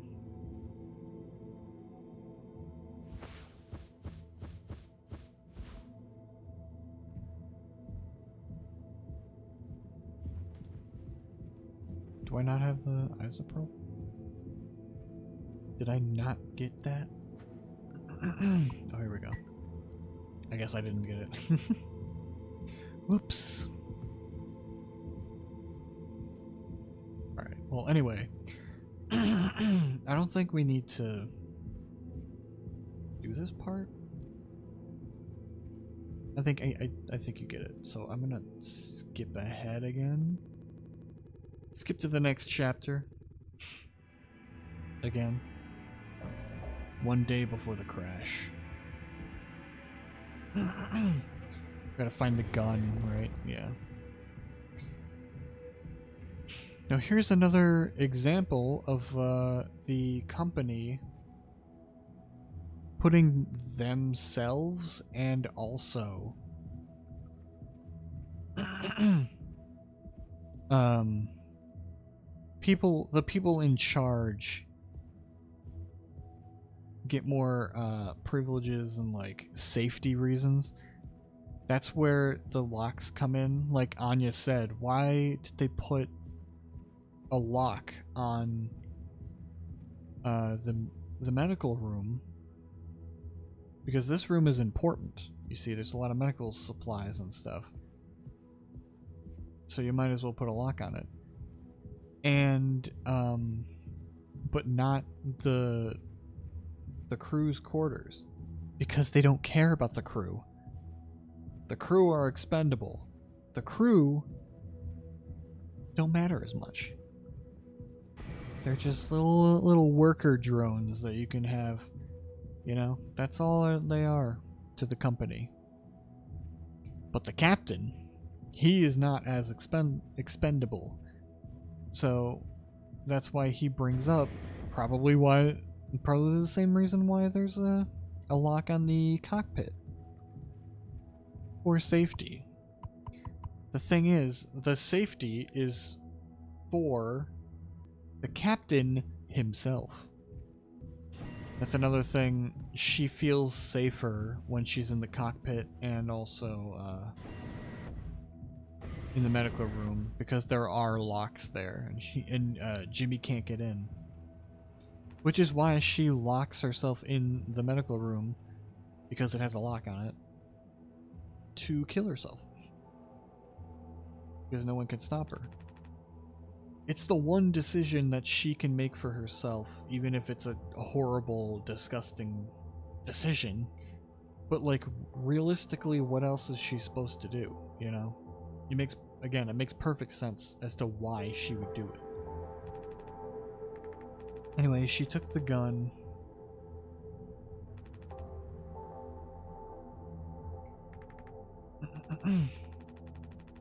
What would you have done? The thing is, he could have done something. He could have done a lot of things for, you know, to keep Jimmy away from her, but he just didn't. And that's the thing. She's saying she hid the gun because it's in a case. She can't even access it. But she hid it so that Jimmy couldn't get it. Because she's scared of him. Rightfully so. This is, yeah, when she drops the big... the big, horrible thing that happened here. She's pregnant. What? Who are you? Yeah, he doesn't even know. That's a good shot.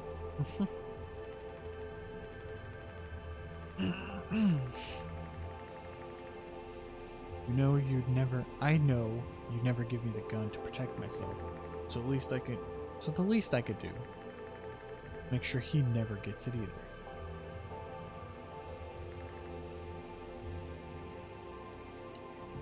Yeah.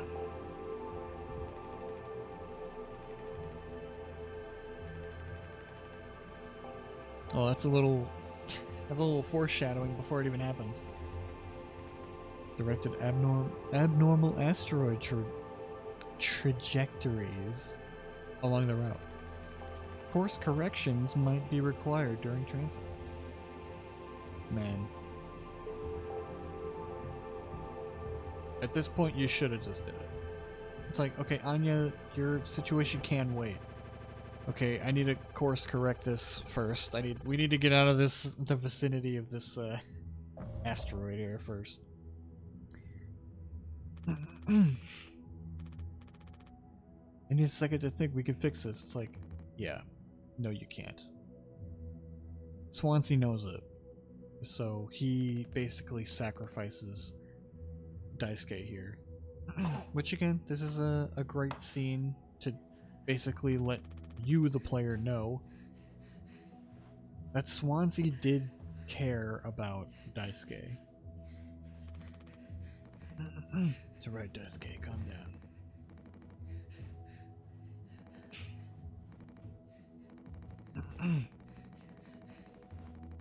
And that's another thing.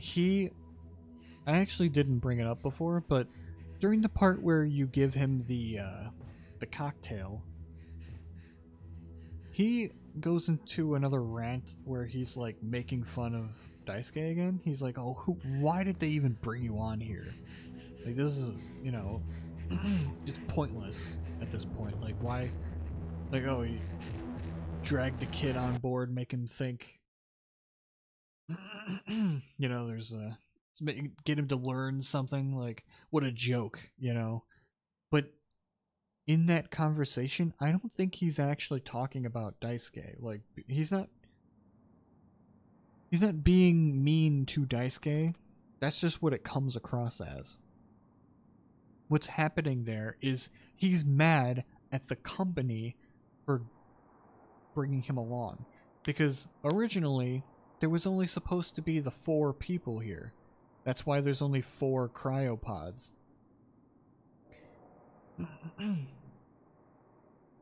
It was just supposed to be the main crew. And then the company, I don't know, probably due to Daisuke's parents, maybe they're very rich, I'm not sure. But they somehow got Daisuke to get in. Get an internship onto this ship.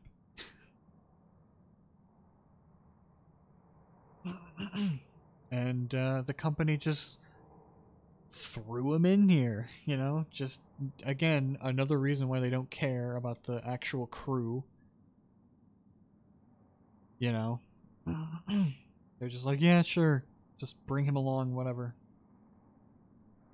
And even though it's very dangerous to bring him along, because, like I said, there's only 4 cryopods, so if something goes wrong, one of the people are going to have to die, basically, or, you know, they can't do anything about it. You must. I could have fixed him, Swansea. He's like, no, you couldn't have. There's literally nothing you could have done. I have to do everything myself. Why can't any of you just give me some time to think? And it's just, you know, finally it's just him and Swansea, basically. And Swansea is just like, what are you talking about, dude? There's nothing here. Like, we're all just gonna die. And of course, according to Jimmy, he was saving the cryopod for himself. But we know better. We know that's not actually true. He was definitely saving the cryopod for Daisuke, because at this point he's like, oh, whatever. Like, he even suggests to Jimmy to get into the pod, because he doesn't want to get into the pod. Jimmy thinks that he was saving it for himself. It's like, oh, he's being selfish. He's gonna wait until we all die, and then he's gonna go in there. But that's not true. Obviously. He wants to stay on the ship, basically. He's content with his fate on the ship. That's why he's been getting so drunk off of the mouthwash. He just doesn't even care. If the mouthwash kills him, then fine, basically, is his mindset. He doesn't care. He wants to die here. He's fine with his fate. But yeah, doesn't matter anymore. I got no place to be. I got everything I could ever want right here on this ship. So go ahead and get in the pod. If you ever get found, you can tell them whatever story you like. You've earned it. Obviously, I think he's being sarcastic there, but but yeah. Basically,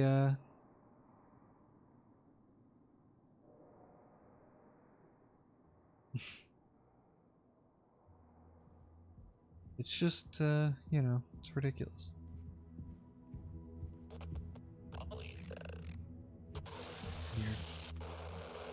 He's mocking us. Nah, he's mocking you, Jimmy. Only you. Alright. You get the gun. And this is the reveal that she killed herself. Basically. I forgot the combination. There. But basically.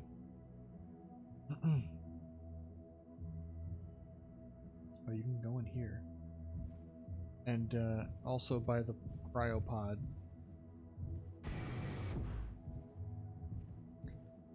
In this scene is Curly's ID.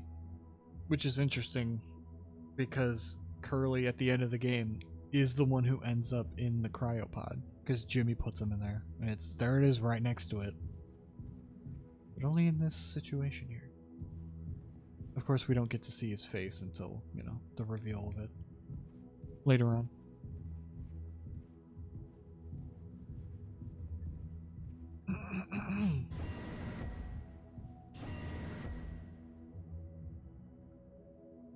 Go through here.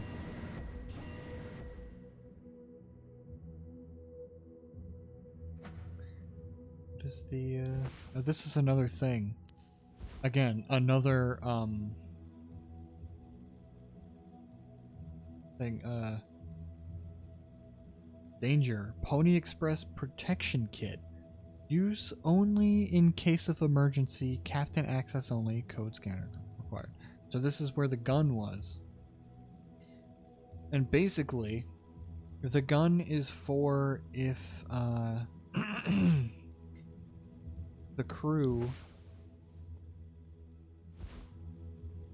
get upset with the captain.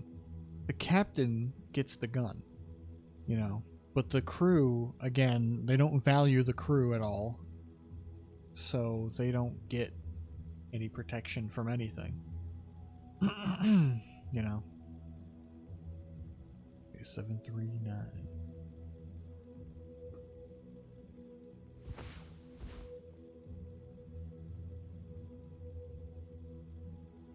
Oh god.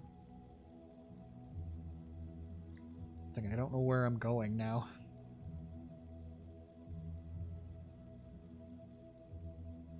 There we go. Up this way. There he is. You can see Curly over here. Now you know where to go. I already forgot the combination. No, it's 7. 39. There we go. And Curly laughing here.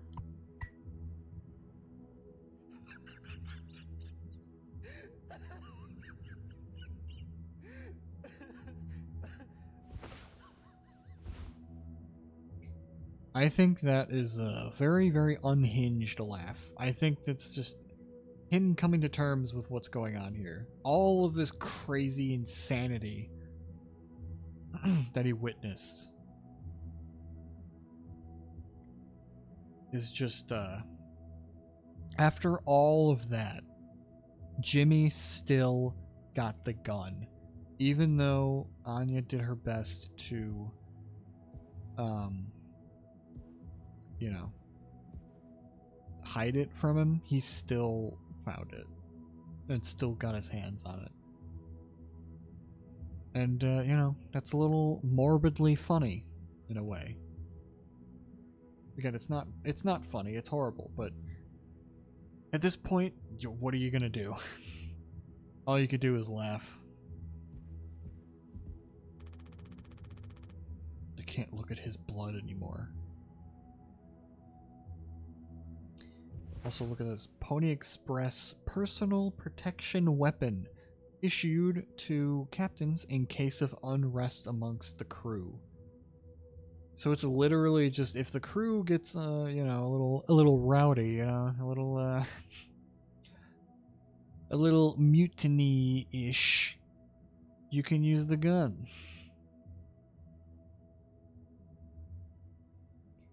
It kind of maybe indicates that it's also happened before, that maybe, you know, the crew is mutinied before and they're like, well, you know, they value the the captain a little more than just the regular crew, so they're like, hey, you know, maybe give them some protection. Jimmy! Still on the fence if that's like real. I think it probably is. I think he did chase him down. I think he did chase him down. But made his way over to the cockpit, you know, and grabbed the rope. I think that might have been the gun that he was holding in that scene where it was blocked off, so we didn't know what it was in the inventory. Oh, I still have the cocktail. Oh no.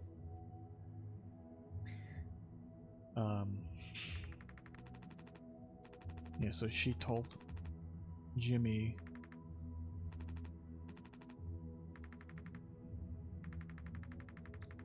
yeah, Curly, I don't want him in here anymore. Because she doesn't feel safe around him. Also, you know, there's a lock on the door. And also, this is where the gun is. This is where she hid the gun. So that's another reason why she would be very uncomfortable with him being in here. It's like, well, she knows that the gun is in here. And that just gives him an opportunity to accidentally find it.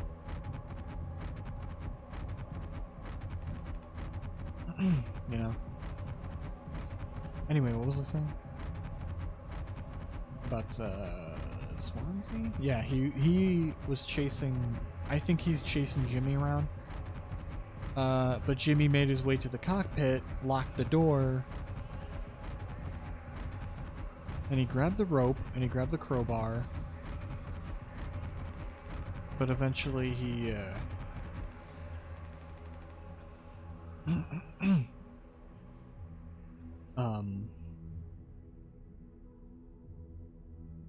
either knocked him out or something.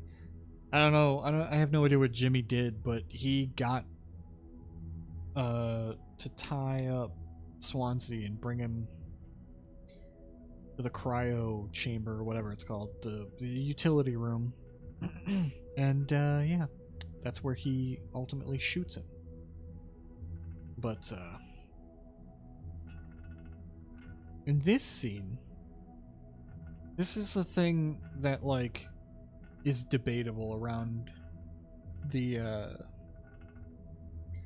people who've played this game, they, a lot of them, a lot of the fans, a lot of the people who've played this game and analyzed the game and everything, basically they blame Curly for a lot of what Jimmy did too. Like he's definitely at fault as well for what's going on. And yeah, that is true to a certain extent. Obviously, he's not the one who did all of the things that Jimmy did. Obviously. Definitely not as bad as Jimmy, but it really isn't that he's not. I think he is still a good guy, you know? Like, he's still good, but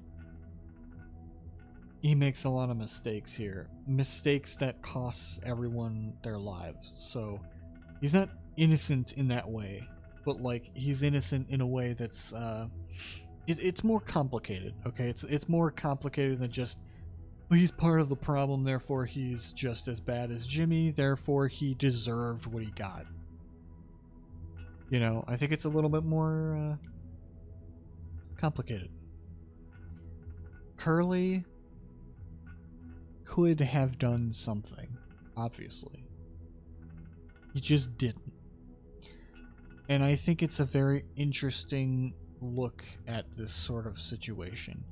Because Jimmy is his friend. And he vouched for him. That's why he has this job in the first place. If it weren't for Curly, Jimmy wouldn't even be in this position to begin with. So what I think is happening here is that he just thinks the best in people. He wants to believe that people can be better. Like, you know, the monstrous things that people do not define them, and that they can always come back. In this particular case, he's wrong, though. With Jimmy. Which ultimately leads to his downfall. And, like I said before, the downfall of everyone on the ship. I think, you know, obviously Curly could have done something.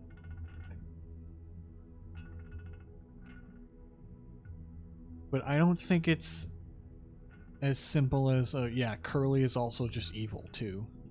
You know, I don't think he's evil. He's got the best of intentions. The problem is that he doesn't see the signs here. He doesn't see the problem with Jimmy. He's always just like, oh, I can fix this. In a way, he is kind of like Jimmy in that way, but just more of a, you know, positive, in the more positive way, and not the negative way that Jimmy does it. Jimmy tries his best in his own way to fix everything. He's like, oh, I can fix things. I'm responsible for it. I'm taking responsibility, you know? Like, I can fix this. When obviously he can't. Curly is kind of doing the same thing. He's like, no, I can fix this. Let me talk to Jimmy, I can fix this. But he can't. And he won't be able to see that. Until it's too late. That's the biggest tragedy. Well, okay, maybe not the biggest tragedy in the game, but one of the biggest tragedies. It's literally the thing that, you know, causes the crash in the first place, and causes the situation where Jimmy assaults Anya. Now again, that's not, the assaulting is not Curly's fault. What is his fault is that, you know, he doesn't do anything to help, really. Even though he tries. But what he's doing isn't good, ultimately. He tries to appeal to Jimmy's better nature, But the problem is Jimmy doesn't have a better nature. He's just a bad person. And sometimes you just can't help the bad person. You just can't. Sometimes the people in this situation, like Jimmy here, sometimes you just can't help them. Sometimes they can't change, you know? They can't change for the better. Our worst moments don't make us monsters.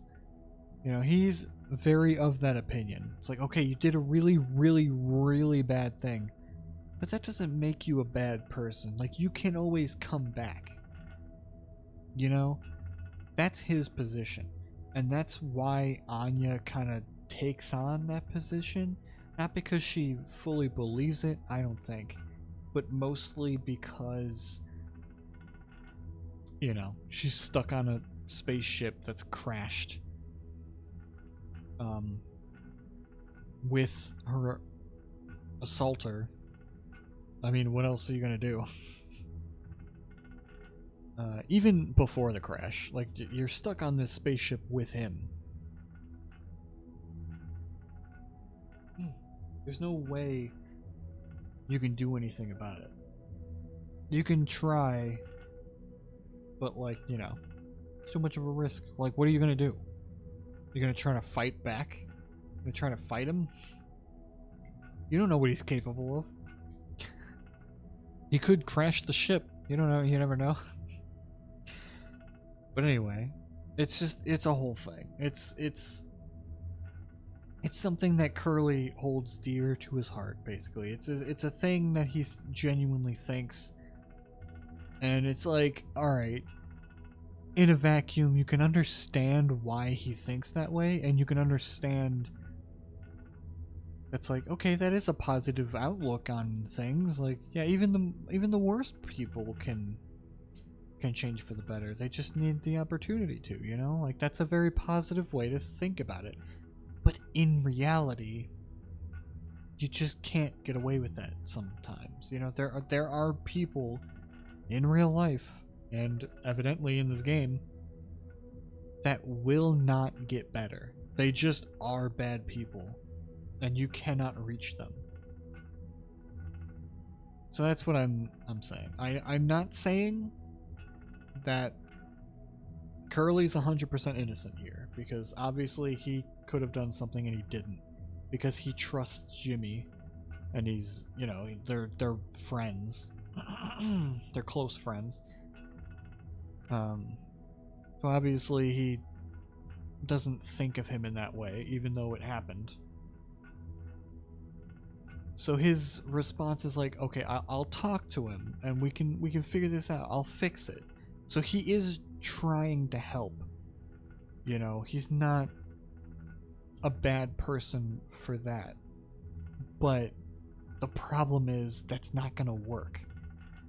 And he can't fathom that. You know, he can't do what's necessary. I don't even know, like, what you could do. You could, I don't know, put him in one of the cryopods. That's an easy way to get Jimmy out of the picture. That would be the best ending. If before the crash, right when Anya tells Curly what's going on, he could be like, all right, you get Swansea in on the whole thing. Like, listen, Jimmy's gonna be a problem here. Jimmy is a problem. We need to take care of it. Let's jump him. Alright, this is just wishful thinking. This is just me fantasizing about a better situation for these people. This is nothing to do with the actual game or analysis of anything, but wishful thinking. You know, it's Curly. Even get Daisuke on it. Why not? All three of them. All three of them. They all jump Jimmy and drag him over to one of the cryopods and just stuff him in there. Just until they get home. Then they can deal with him, later. You know? That's what should have happened. But no. So this is definitely after, this is after Anya tells him that she's pregnant. And he knows why. He knows what's going on. It's like, well, he's trying to manipulate Curly here into saying, oh, see, that's the 99 things. That's, keeps showing up here. But, Jimmy's basically appealing to the whole idea that Curly is now going to have a bad reputation because this happened under his watch. What Jimmy did happened under his watch. Meaning that, you know, Curly's really going to be taking the blame here. And again, this is definitely Jimmy pushing the blame onto someone else. Because he does not want to take responsibility for what he's done. So he's basically, you know, manipulating the situation, trying to put the guilt onto Curly instead. Like, hey, what do you think will happen now when we get back? Curly's still trying to be like, oh, we'll fix it, you know, we'll do something about it. It's like, what can you do, Curly? That's why I'm saying, like, it's just so interesting, these two characters kind of mirroring each other. They're two sides of the same coin in a way.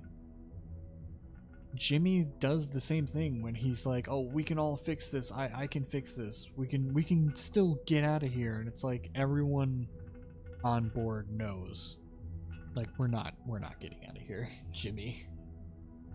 So obvious. But he's in denial about it, he's delusional. And Curly is a little bit of the same way. It's like, yeah, we can fix this. Like, don't worry about it. Like, I'll handle it. But you just can't. Like, Jimmy's not someone who you should be fighting for here. You should not be... Jimmy's kind of a lost cause in this way, I guess, you know? So yeah, he says everything you and I work for in our lives, accomplishments, changes, none of it will matter.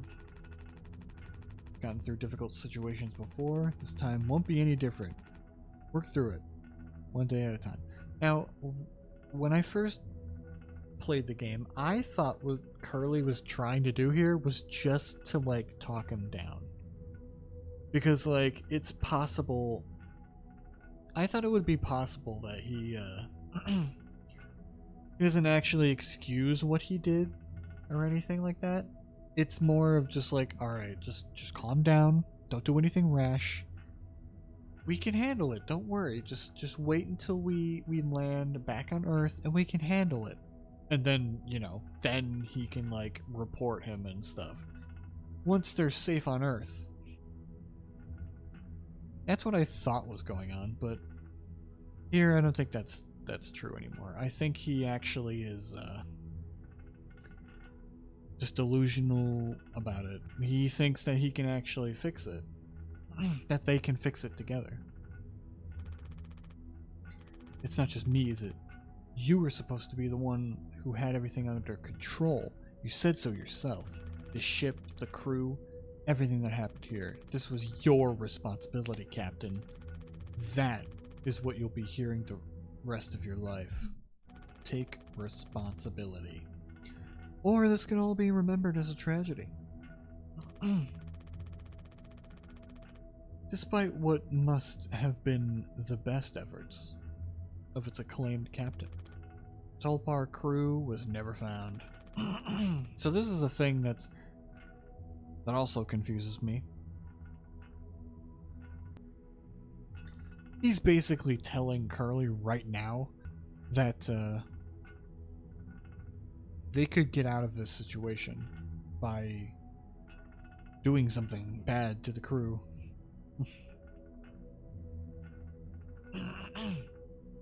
And of course, this is mostly what really is happening here is that Jimmy is doing everything in his power not to take responsibility. That's why he's really doing this. But in his twisted mind, he thinks that he's helping Curly.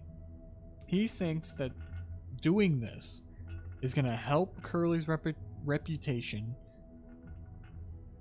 and that he'll still be remembered as like a hero, or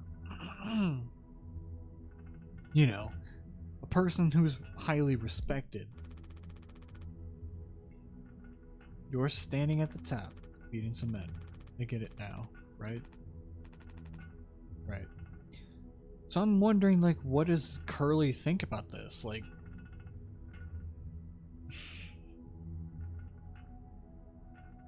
he says, take care of it. 99% kills 99%.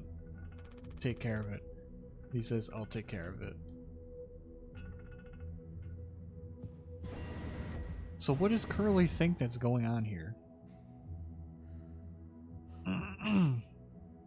Maybe he just didn't know? Like, I don't know. Maybe he didn't know what I'll take care of it meant. You know, I don't know. So yeah, this is the part that I was talking about. Jimmy is like over here doing this thing. Basically, the opening of the game is happening in his head. Jim, tell me you didn't. I should have. I didn't. What did you do? So basically, that is what happened.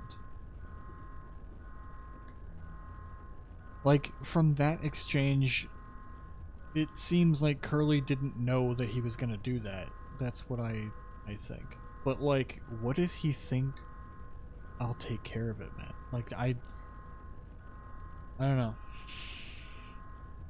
It's just that, like, with what Jimmy said, it made Curly hesitate. You know, like, oh, he'll take care of it, I guess. I'll just let him do whatever he's gonna do. And then he does this. And then Curly runs into the cockpit, trying to fix things, trying to take responsibility, and then he gets the full crash right at the front there. And that's how he ended up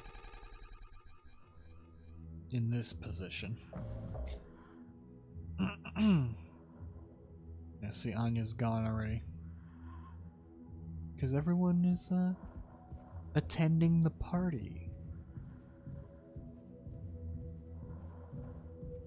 Can I just leave? Let's just go this way.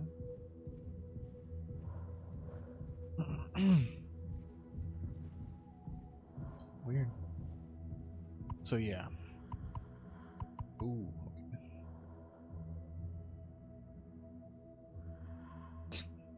Alright.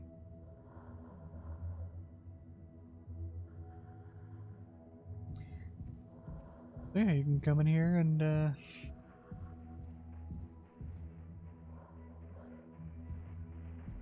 everybody's dead.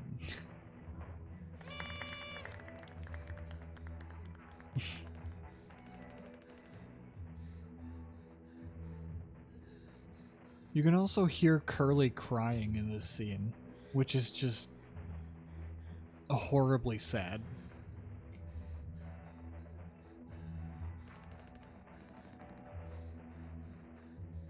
I mean, I don't know if you can hear it, but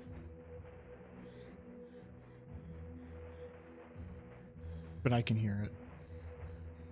It's very quiet, but he is like gasping and crying right now. He's like sobbing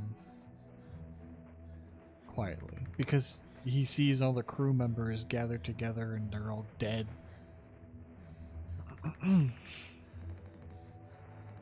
It's horrible.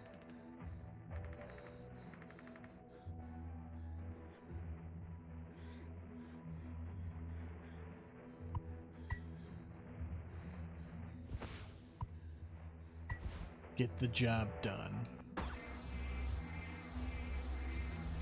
And of course, he basically cuts Curly's leg off,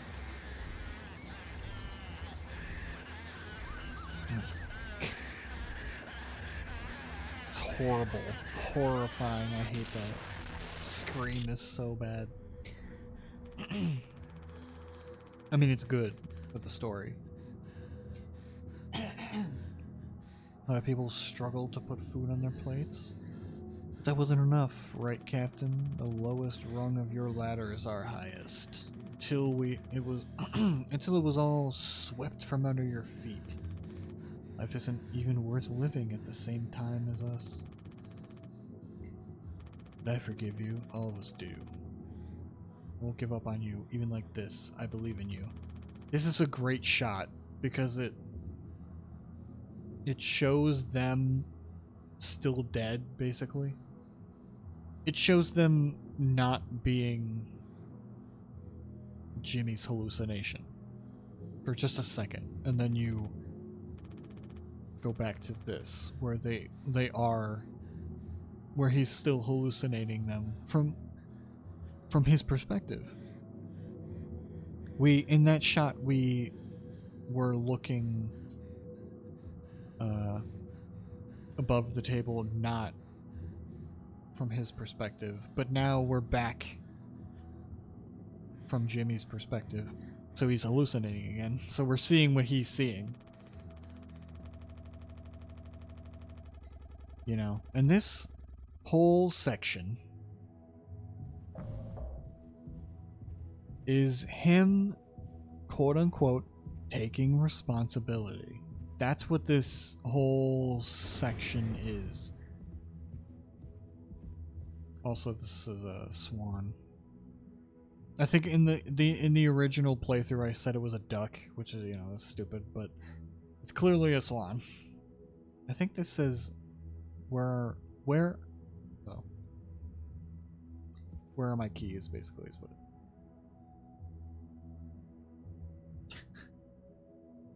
Anyway, so also another fun fact, I heard that swans are one of the types of animals that kill their young if they think that they can't live anymore. You know, like as a mercy killing. They'll kill their own young. And that's what Swansea does. He kills Daisuke when he's suffering. Also, I've heard another theory that's kind of interesting, that him going through the vent here is maybe a way that he got away from Swansea. Swansea was chasing after him with the axe, and Jimmy maybe ran through. Oh, there's the pieces.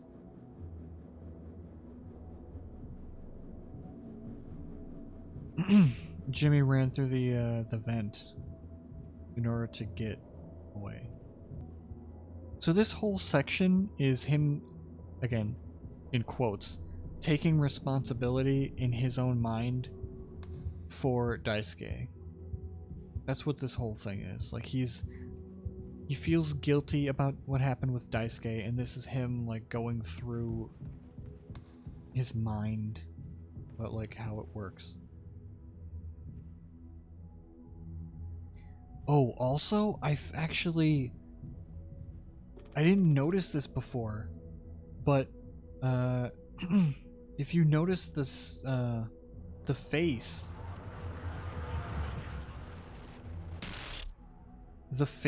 that shows up here is Daisuke's face. You can tell because it's got a big axe slash in the middle of it. Like, that's Daisuke's face.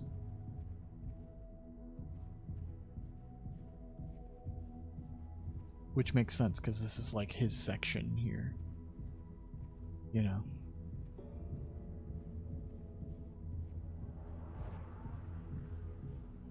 So it's just interesting to look at.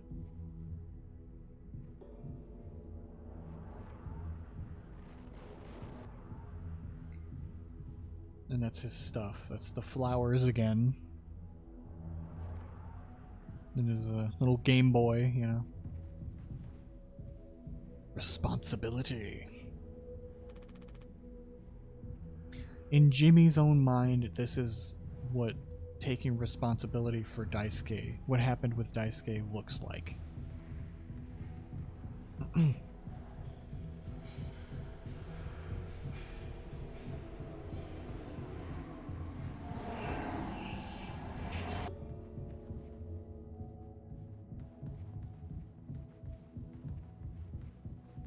Now the whole anyway, the theory was that like Jimmy went through the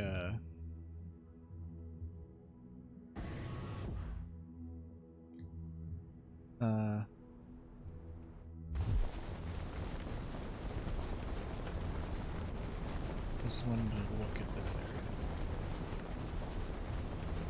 Cool. This is interesting.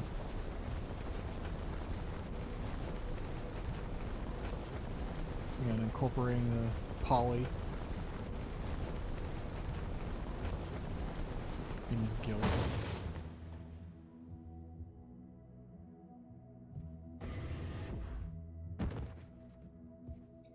Like this could represent all these axes and stuff is representing Swansea trying to catch Jimmy, trying to kill him, and then Jimmy crawled through the vent.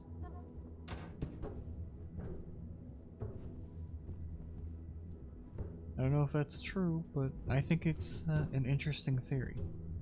Because, like, you know, how did he get to the utility room? He got to the cockpit first.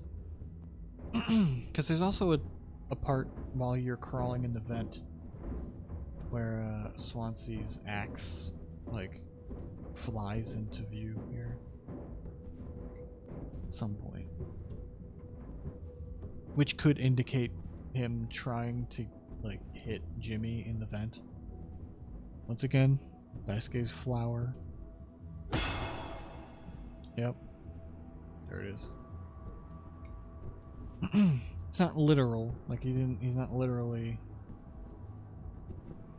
but, you know, figuratively. And then you get out of the vent and it lands here in the utility room with the gun, with the revolver. A gun.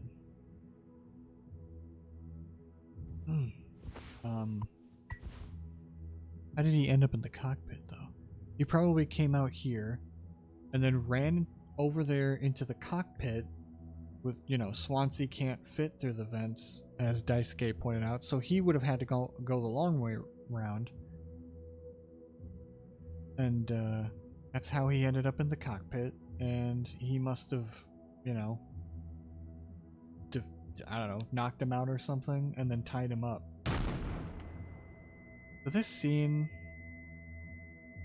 this is what's happening in Jimmy's head, obviously, again.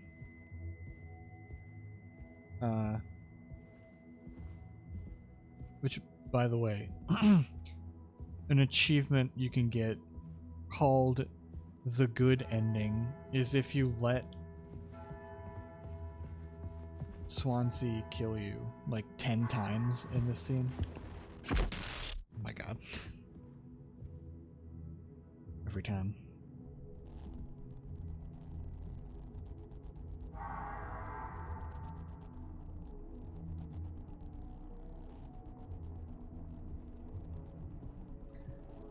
But yeah.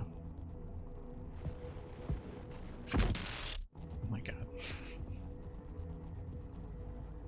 We're really gonna do this every time.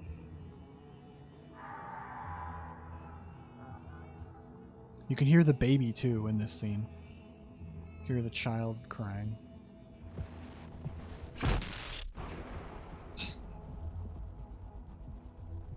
My god. So anyway, yeah, this is what's happening in Jimmy's head at the same time as Um.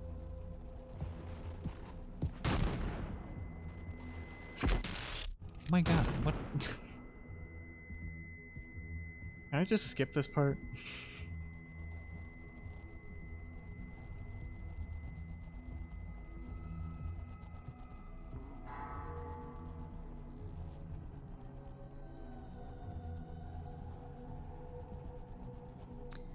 Anyway, I think what's going on here is this is happening in Jimmy's head while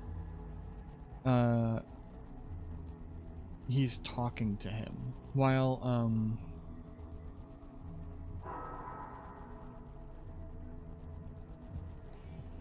Swansea is talking to him in that room, which is why he doesn't hear anything he says.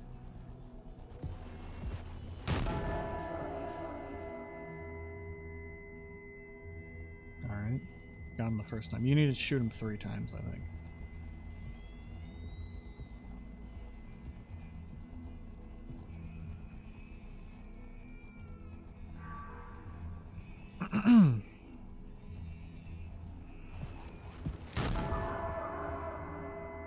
Yep. Just gotta not be looking away. But yeah, it's there we go. And this is now it's confusing, I know, but this is him actually remembering this scene so that he can actually listen to what Swansea said at the time. Because this is him taking, again, in quotes, taking responsibility. Jimmy's version of what taking responsibility is for Swansea's death. He took responsibility for Daisuke. In his mind, he did. And this is him taking responsibility for Swansea. So I think that graveyard scene is what was happening in his head during this part. That's why he didn't hear anything Swansea said. He just didn't even, like, register it. But now I think he's thinking back on the conversation. And now is hearing what Swansea said for the first time. Which is what I think that all that imagery in the background is. I think he's imagining what Swansea's like, you know, vaguely what Swansea is talking about. And this speech is great for this character. Swansea is such an interesting character in that he knows that he is not like a great guy. I mean, you know, he's not like bad really, but he knows he's a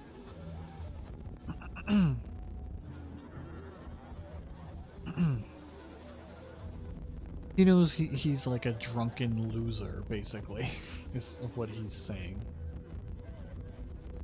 Yeah, that's a creepy shot. I don't like that. Anyway,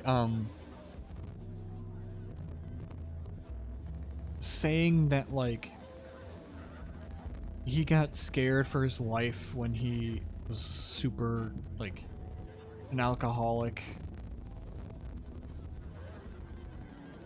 And so he fixed himself up. He got a family, he got a job. I don't know, I guess he had a family before. He has children, we know that much. But, you know, he got a job, he got a steady job, he got a, like, credit card, what he said. He cleaned himself up. He became sober for a long time. And ultimately, it led to this, is basically his viewpoint on it. And it's just wasn't worth it. He doesn't see anything, he doesn't see why it would be worth it. That's why he says, the truth is, discipline, drive, routine, the endless desperation to get shit done. A loving wife, great kids, sobriety. I'm telling you, accomplishments I've been chasing all my life, never felt as good as I expected when I crossed the finish line. It just wasn't satisfying for him. So now that we're at the end, taking inventory, those nights spinning out of my head, sinking into the sofa, broken glass in my palms, bleeding dry, the funniest thing ever. Should I be using the voice that I use in the playthrough? It was really fun. Being that character is really fun. That's the only accent I can do, okay? Without doing my own. Like old dogs laughing and snarling on the waterbed floor, mocking the moon for daring to show its face. All the nausea, wreckage, and vomit and ugly cruelty. The only problem in the world, an empty bottle. Those were the best days of my life. Yeah, those were the best days of my life. So, just admitting that is just so... It makes him such an interesting character. Because it's like, you just wouldn't expect that from people. Especially in like a story like this. Like, if a character cleans himself up from being an alcoholic, it's like a positive thing. You know, usually that is positive. You don't want people to be an alcoholic. That's very bad for people. It destroys people's lives if it gets too out of hand. But here he's like, no, you know what? That was the best day. Those were the best days of my life because he didn't have any cares in the world. He was happy. Genuinely happy. And that's why he was genuinely happy here. He was just willing to let things go. He was like, yep, that's just how it is now. And he knows how bad that sounds. He knows that it's like, yeah, you know what? I have nothing to hide. Ready to face the music because this is it. I can see for self for what I am. But Jimmy cannot see himself for what he is.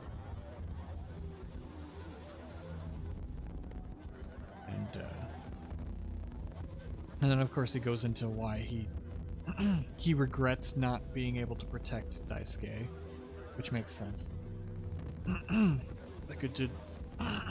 If I could have done one thing right, I wish it had been to give him one small chance off this goddamn rock. And of course Jimmy with the Swansea, I'm going to fix everything. We're going to make it. Like, no, you're not. But it doesn't matter. Like, we're going to make it. He shoots him in the head. You're literally killing him right now, but...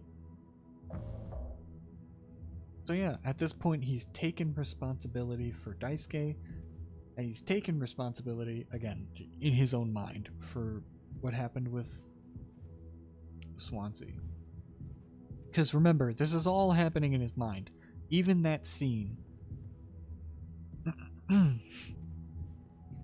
So I think what's going on is he's now realizing what actually happened here. That he himself killed Swansea and Daisuke. That's what take responsibility means in this context. He's, again, in his own mind, this is him taking responsibility. This is him coming to terms with the fact that he's gotten them killed. And again, this scene also represents, again, the guilt that he feels for all this happening when Curly's eye shows up. Because the next up is taking responsibility for what happened with Curly. Now the thing is, he never takes responsibility for Anya. Anya does not get a hallucination based around her, where he takes responsibility for what he did to her. because he doesn't care about her at all. Doesn't care about what he did to her. And I've heard people like criticize the game for this and say like, oh, I wish there were, you know, a hallucination for Anya at the end, for him taking responsibility for what he did to her. But like, I disagree. I don't think that's a problem with the game. I think that makes sense. Like, he, again, this is from Jimmy's perspective. He doesn't care about Anya. He doesn't think what he did to her was like that bad. Or maybe he repressed it so much that it's like not even a factor in all this. Like, it's like, no, no, no. It's fine. I don't need to take responsibility for that. What he feels mostly guilty of is the baby, which he also, quote unquote, takes responsibility for after Curly.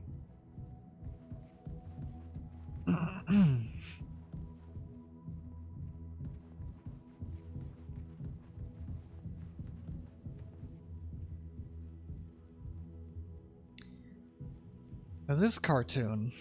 Tis old Mother Goose's birthday. We're giving her a party. A party, a party, a party for Mother Goose. The baker man, he served the cake. It was a sight to see. And it cuts off there. See, like, this cartoon is another thing where you gotta kind of think about it. Like, what could it mean? But I think it is just like, you know, serving the cake is like a big deal. Like, providing that sort of service here of being the one to serve the cake is a big honor, he thinks. Jimmy thinks that. Because, you know, that's the captain's job, after all. He provided the cake to his own birthday party earlier.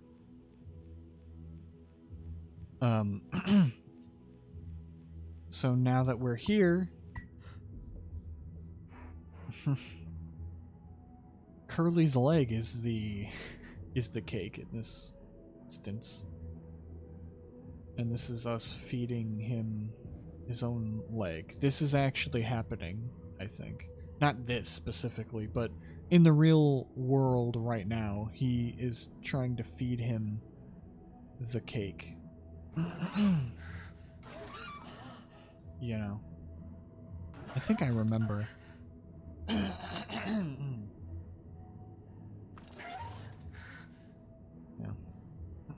I think this is right. I think I remember.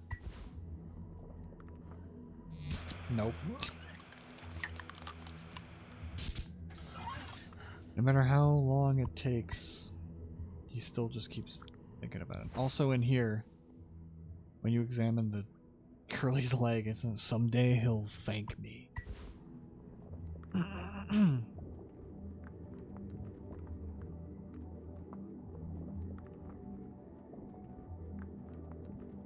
There we go. First try. I mean, second try. Oh, me.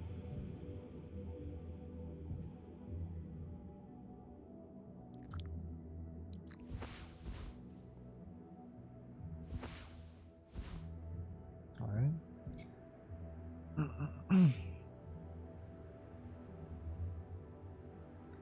Now we're seeing himself. You know, he feels the most guilty about Curly because he actually likes Curly and respects him. He's the only one who he, like, verbally says sorry to. Everyone else, not so much. Even though he does still feel guilty about Daisuke and Swansea. But at this point, the only thing he cares about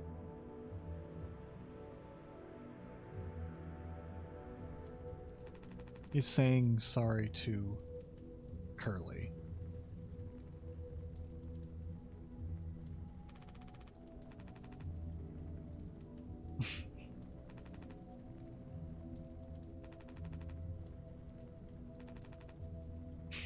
Again, this is all things that Jimmy wants Curly to say in this moment. Because, you know, he can't actually talk. No, we could both be heroes. We're a team. It's like old times. What happened was an accident. We were trapped. Like he's just coming up with excuses to tell people.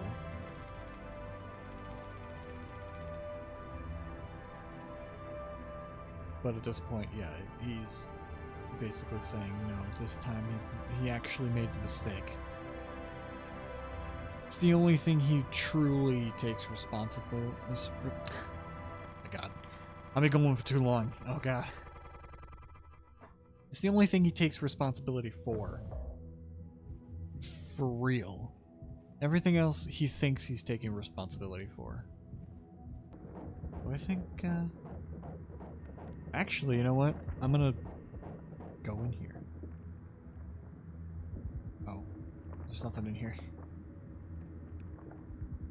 Alright.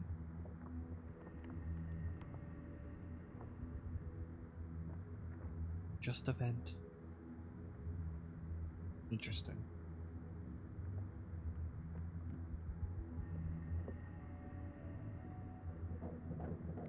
I am curious though if like of course the ponies are in here. What he finds in here where the baby should be are ponies, you know? Like that's another thing that represents the child is the pony. Horrifying. All clean? I hope this hurts. Rid of that bad taste in your mouth, huh? Through wreckage, through silence. Wash it away. All day, fire fresh.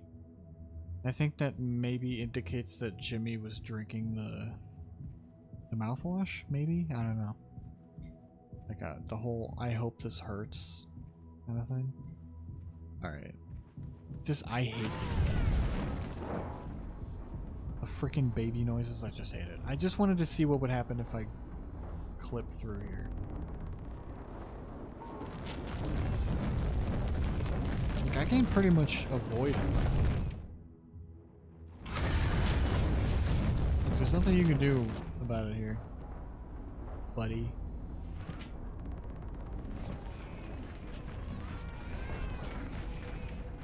God, that noise is so creepy. I hate it. I mean, I like it for the, you know, the horror of it is just really well done. Oh god.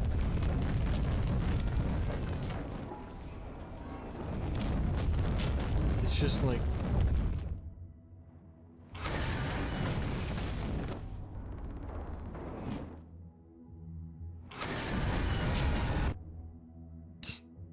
Wow.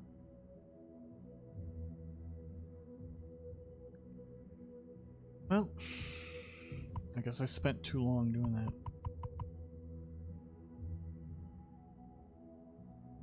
There's nothing back here. Alright, well I just wanted to see what would happen if you do that. Ooh, here's another thing. The IDs. Alright, so... I don't think any of these floating IDs are Anya's, but... That's another thing. On the wall here, you only see IDs from Daisuke and Swansea and Jimmy, and probably Curly too.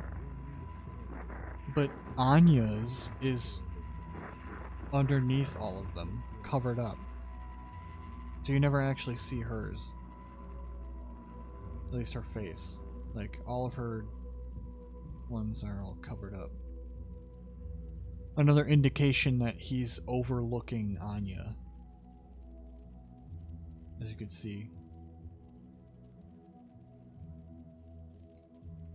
All of her IDs are covered up. Her face, at least, is covered up.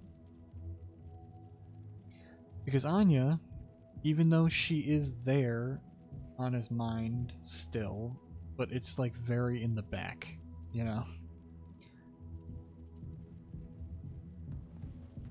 And people were saying it like, I've heard people say that it's like one of the criticisms of the game as like why she doesn't get like she should have gotten her own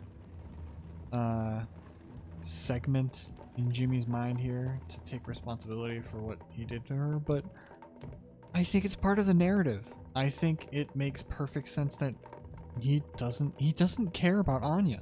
Why would he think about her, you know? Why would she be in his hallucinations here? Where he takes responsibility for her, for what he did to her, because he doesn't care. He doesn't care. He doesn't think. What he cares about is the baby. He didn't take the responsibility of the child, so that's what he hallucinated about. And this is finally the part where he takes responsibility, where Polly himself tells him.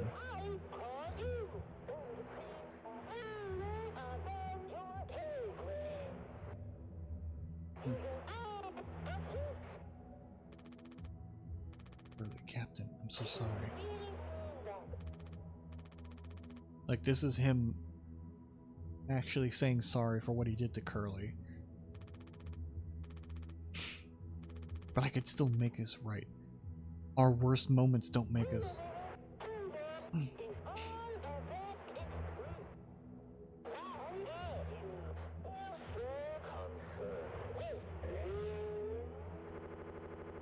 Because again, this is all happening in Jimmy's head. So there's some part of him, the Polly part, I guess, that basically is telling him that you need to still take responsibility. Because you haven't actually done it. And he never will. He just thinks he is. I'll just use this, actually, just to skip through, because this is a long hallway.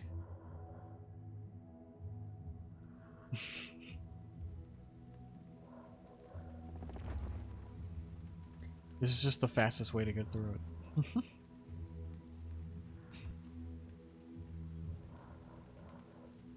Uh-oh.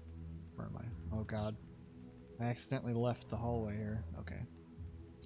Don't worry, Curly. We're floating through space and time. Mostly space. But, you know. I mean, it takes time to get here, so technically. He still has the gun. Trying to use this as not yet. So all of the cryopods are covered up. It's just this one that isn't. And he gives it to Curly because he thinks that this is a way for him to finally, you know, take responsibility for what happened and save Curly. It's okay, Curly. Going to be okay. You always had my back. Like you said, together we can fix anything. I'm just proud I got to be your friend and co-pilot. Captain. Oh, Captain. Whatever. Wait. I think I read it wrong. He says co-pilot, and then calls him Captain. No one can hurt you now. We fixed it. I fixed it. He genuinely thinks he fixed it. But what a lot of people have pointed out is that this, the whole cryopod thing, it can freeze you for like 20 years. That's about, how much power it has. Oh, he shoots himself out, also. So there's that.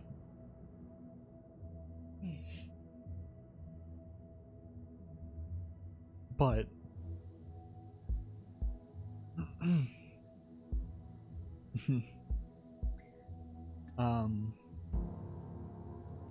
it's very possible that no one is coming to save them, basically. Even in 20 years, like, with how... there's evidence to support that theory that no one's gonna come to save them. Because, like...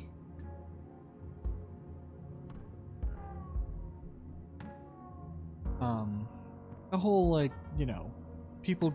the company does not care about them at all. So they probably wouldn't send anyone out there. And this is the last manned freighter ship before they go completely automated, or before they even, like,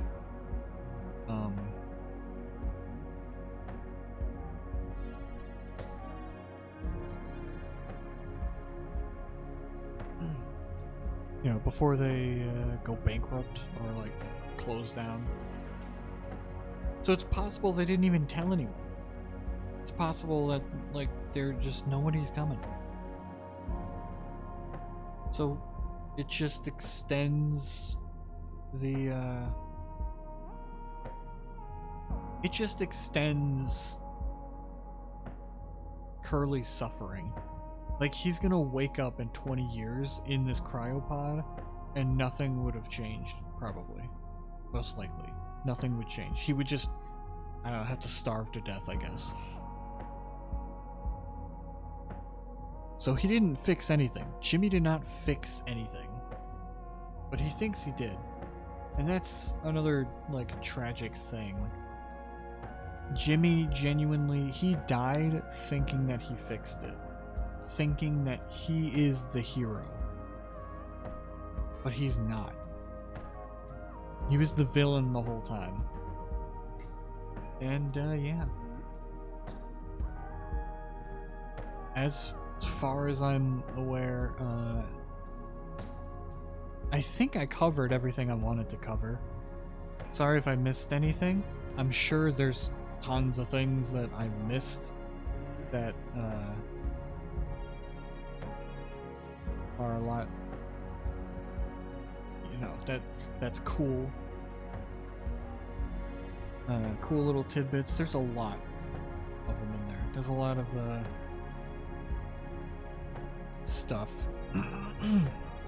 Like the flower thing on the poster, the different flowers with different sayings on there that are like self-help kind of sayings, like, oh, you are enough, you know, like that sort of thing. I think that was the flower that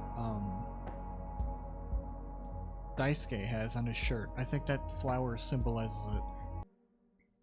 Alright, we're back at the main menu because I wanted to see... oh, turn that on. Enable cheats. But on this menu you can go through the different chapters here. There we go. I think this is the chapter. It's good for this kind of thing if you want to, like, go through and get to different scenes. 7 days before the crash. Sorry, Anya, but I gotta skip your dialogue here.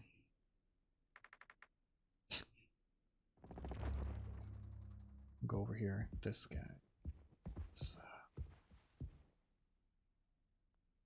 I think that... no. It's a little different. The flower is a little different. It's not the same flower. But still, like, the fact that these are a bunch of flowers, I mean, this could all indicate something that Daisuke is feeling. No anxiety. Positive affirmations. You are enough. All feelings are okay. You are valid. Clearly, not all feelings are okay. That's not true. There are some bad feelings you can have.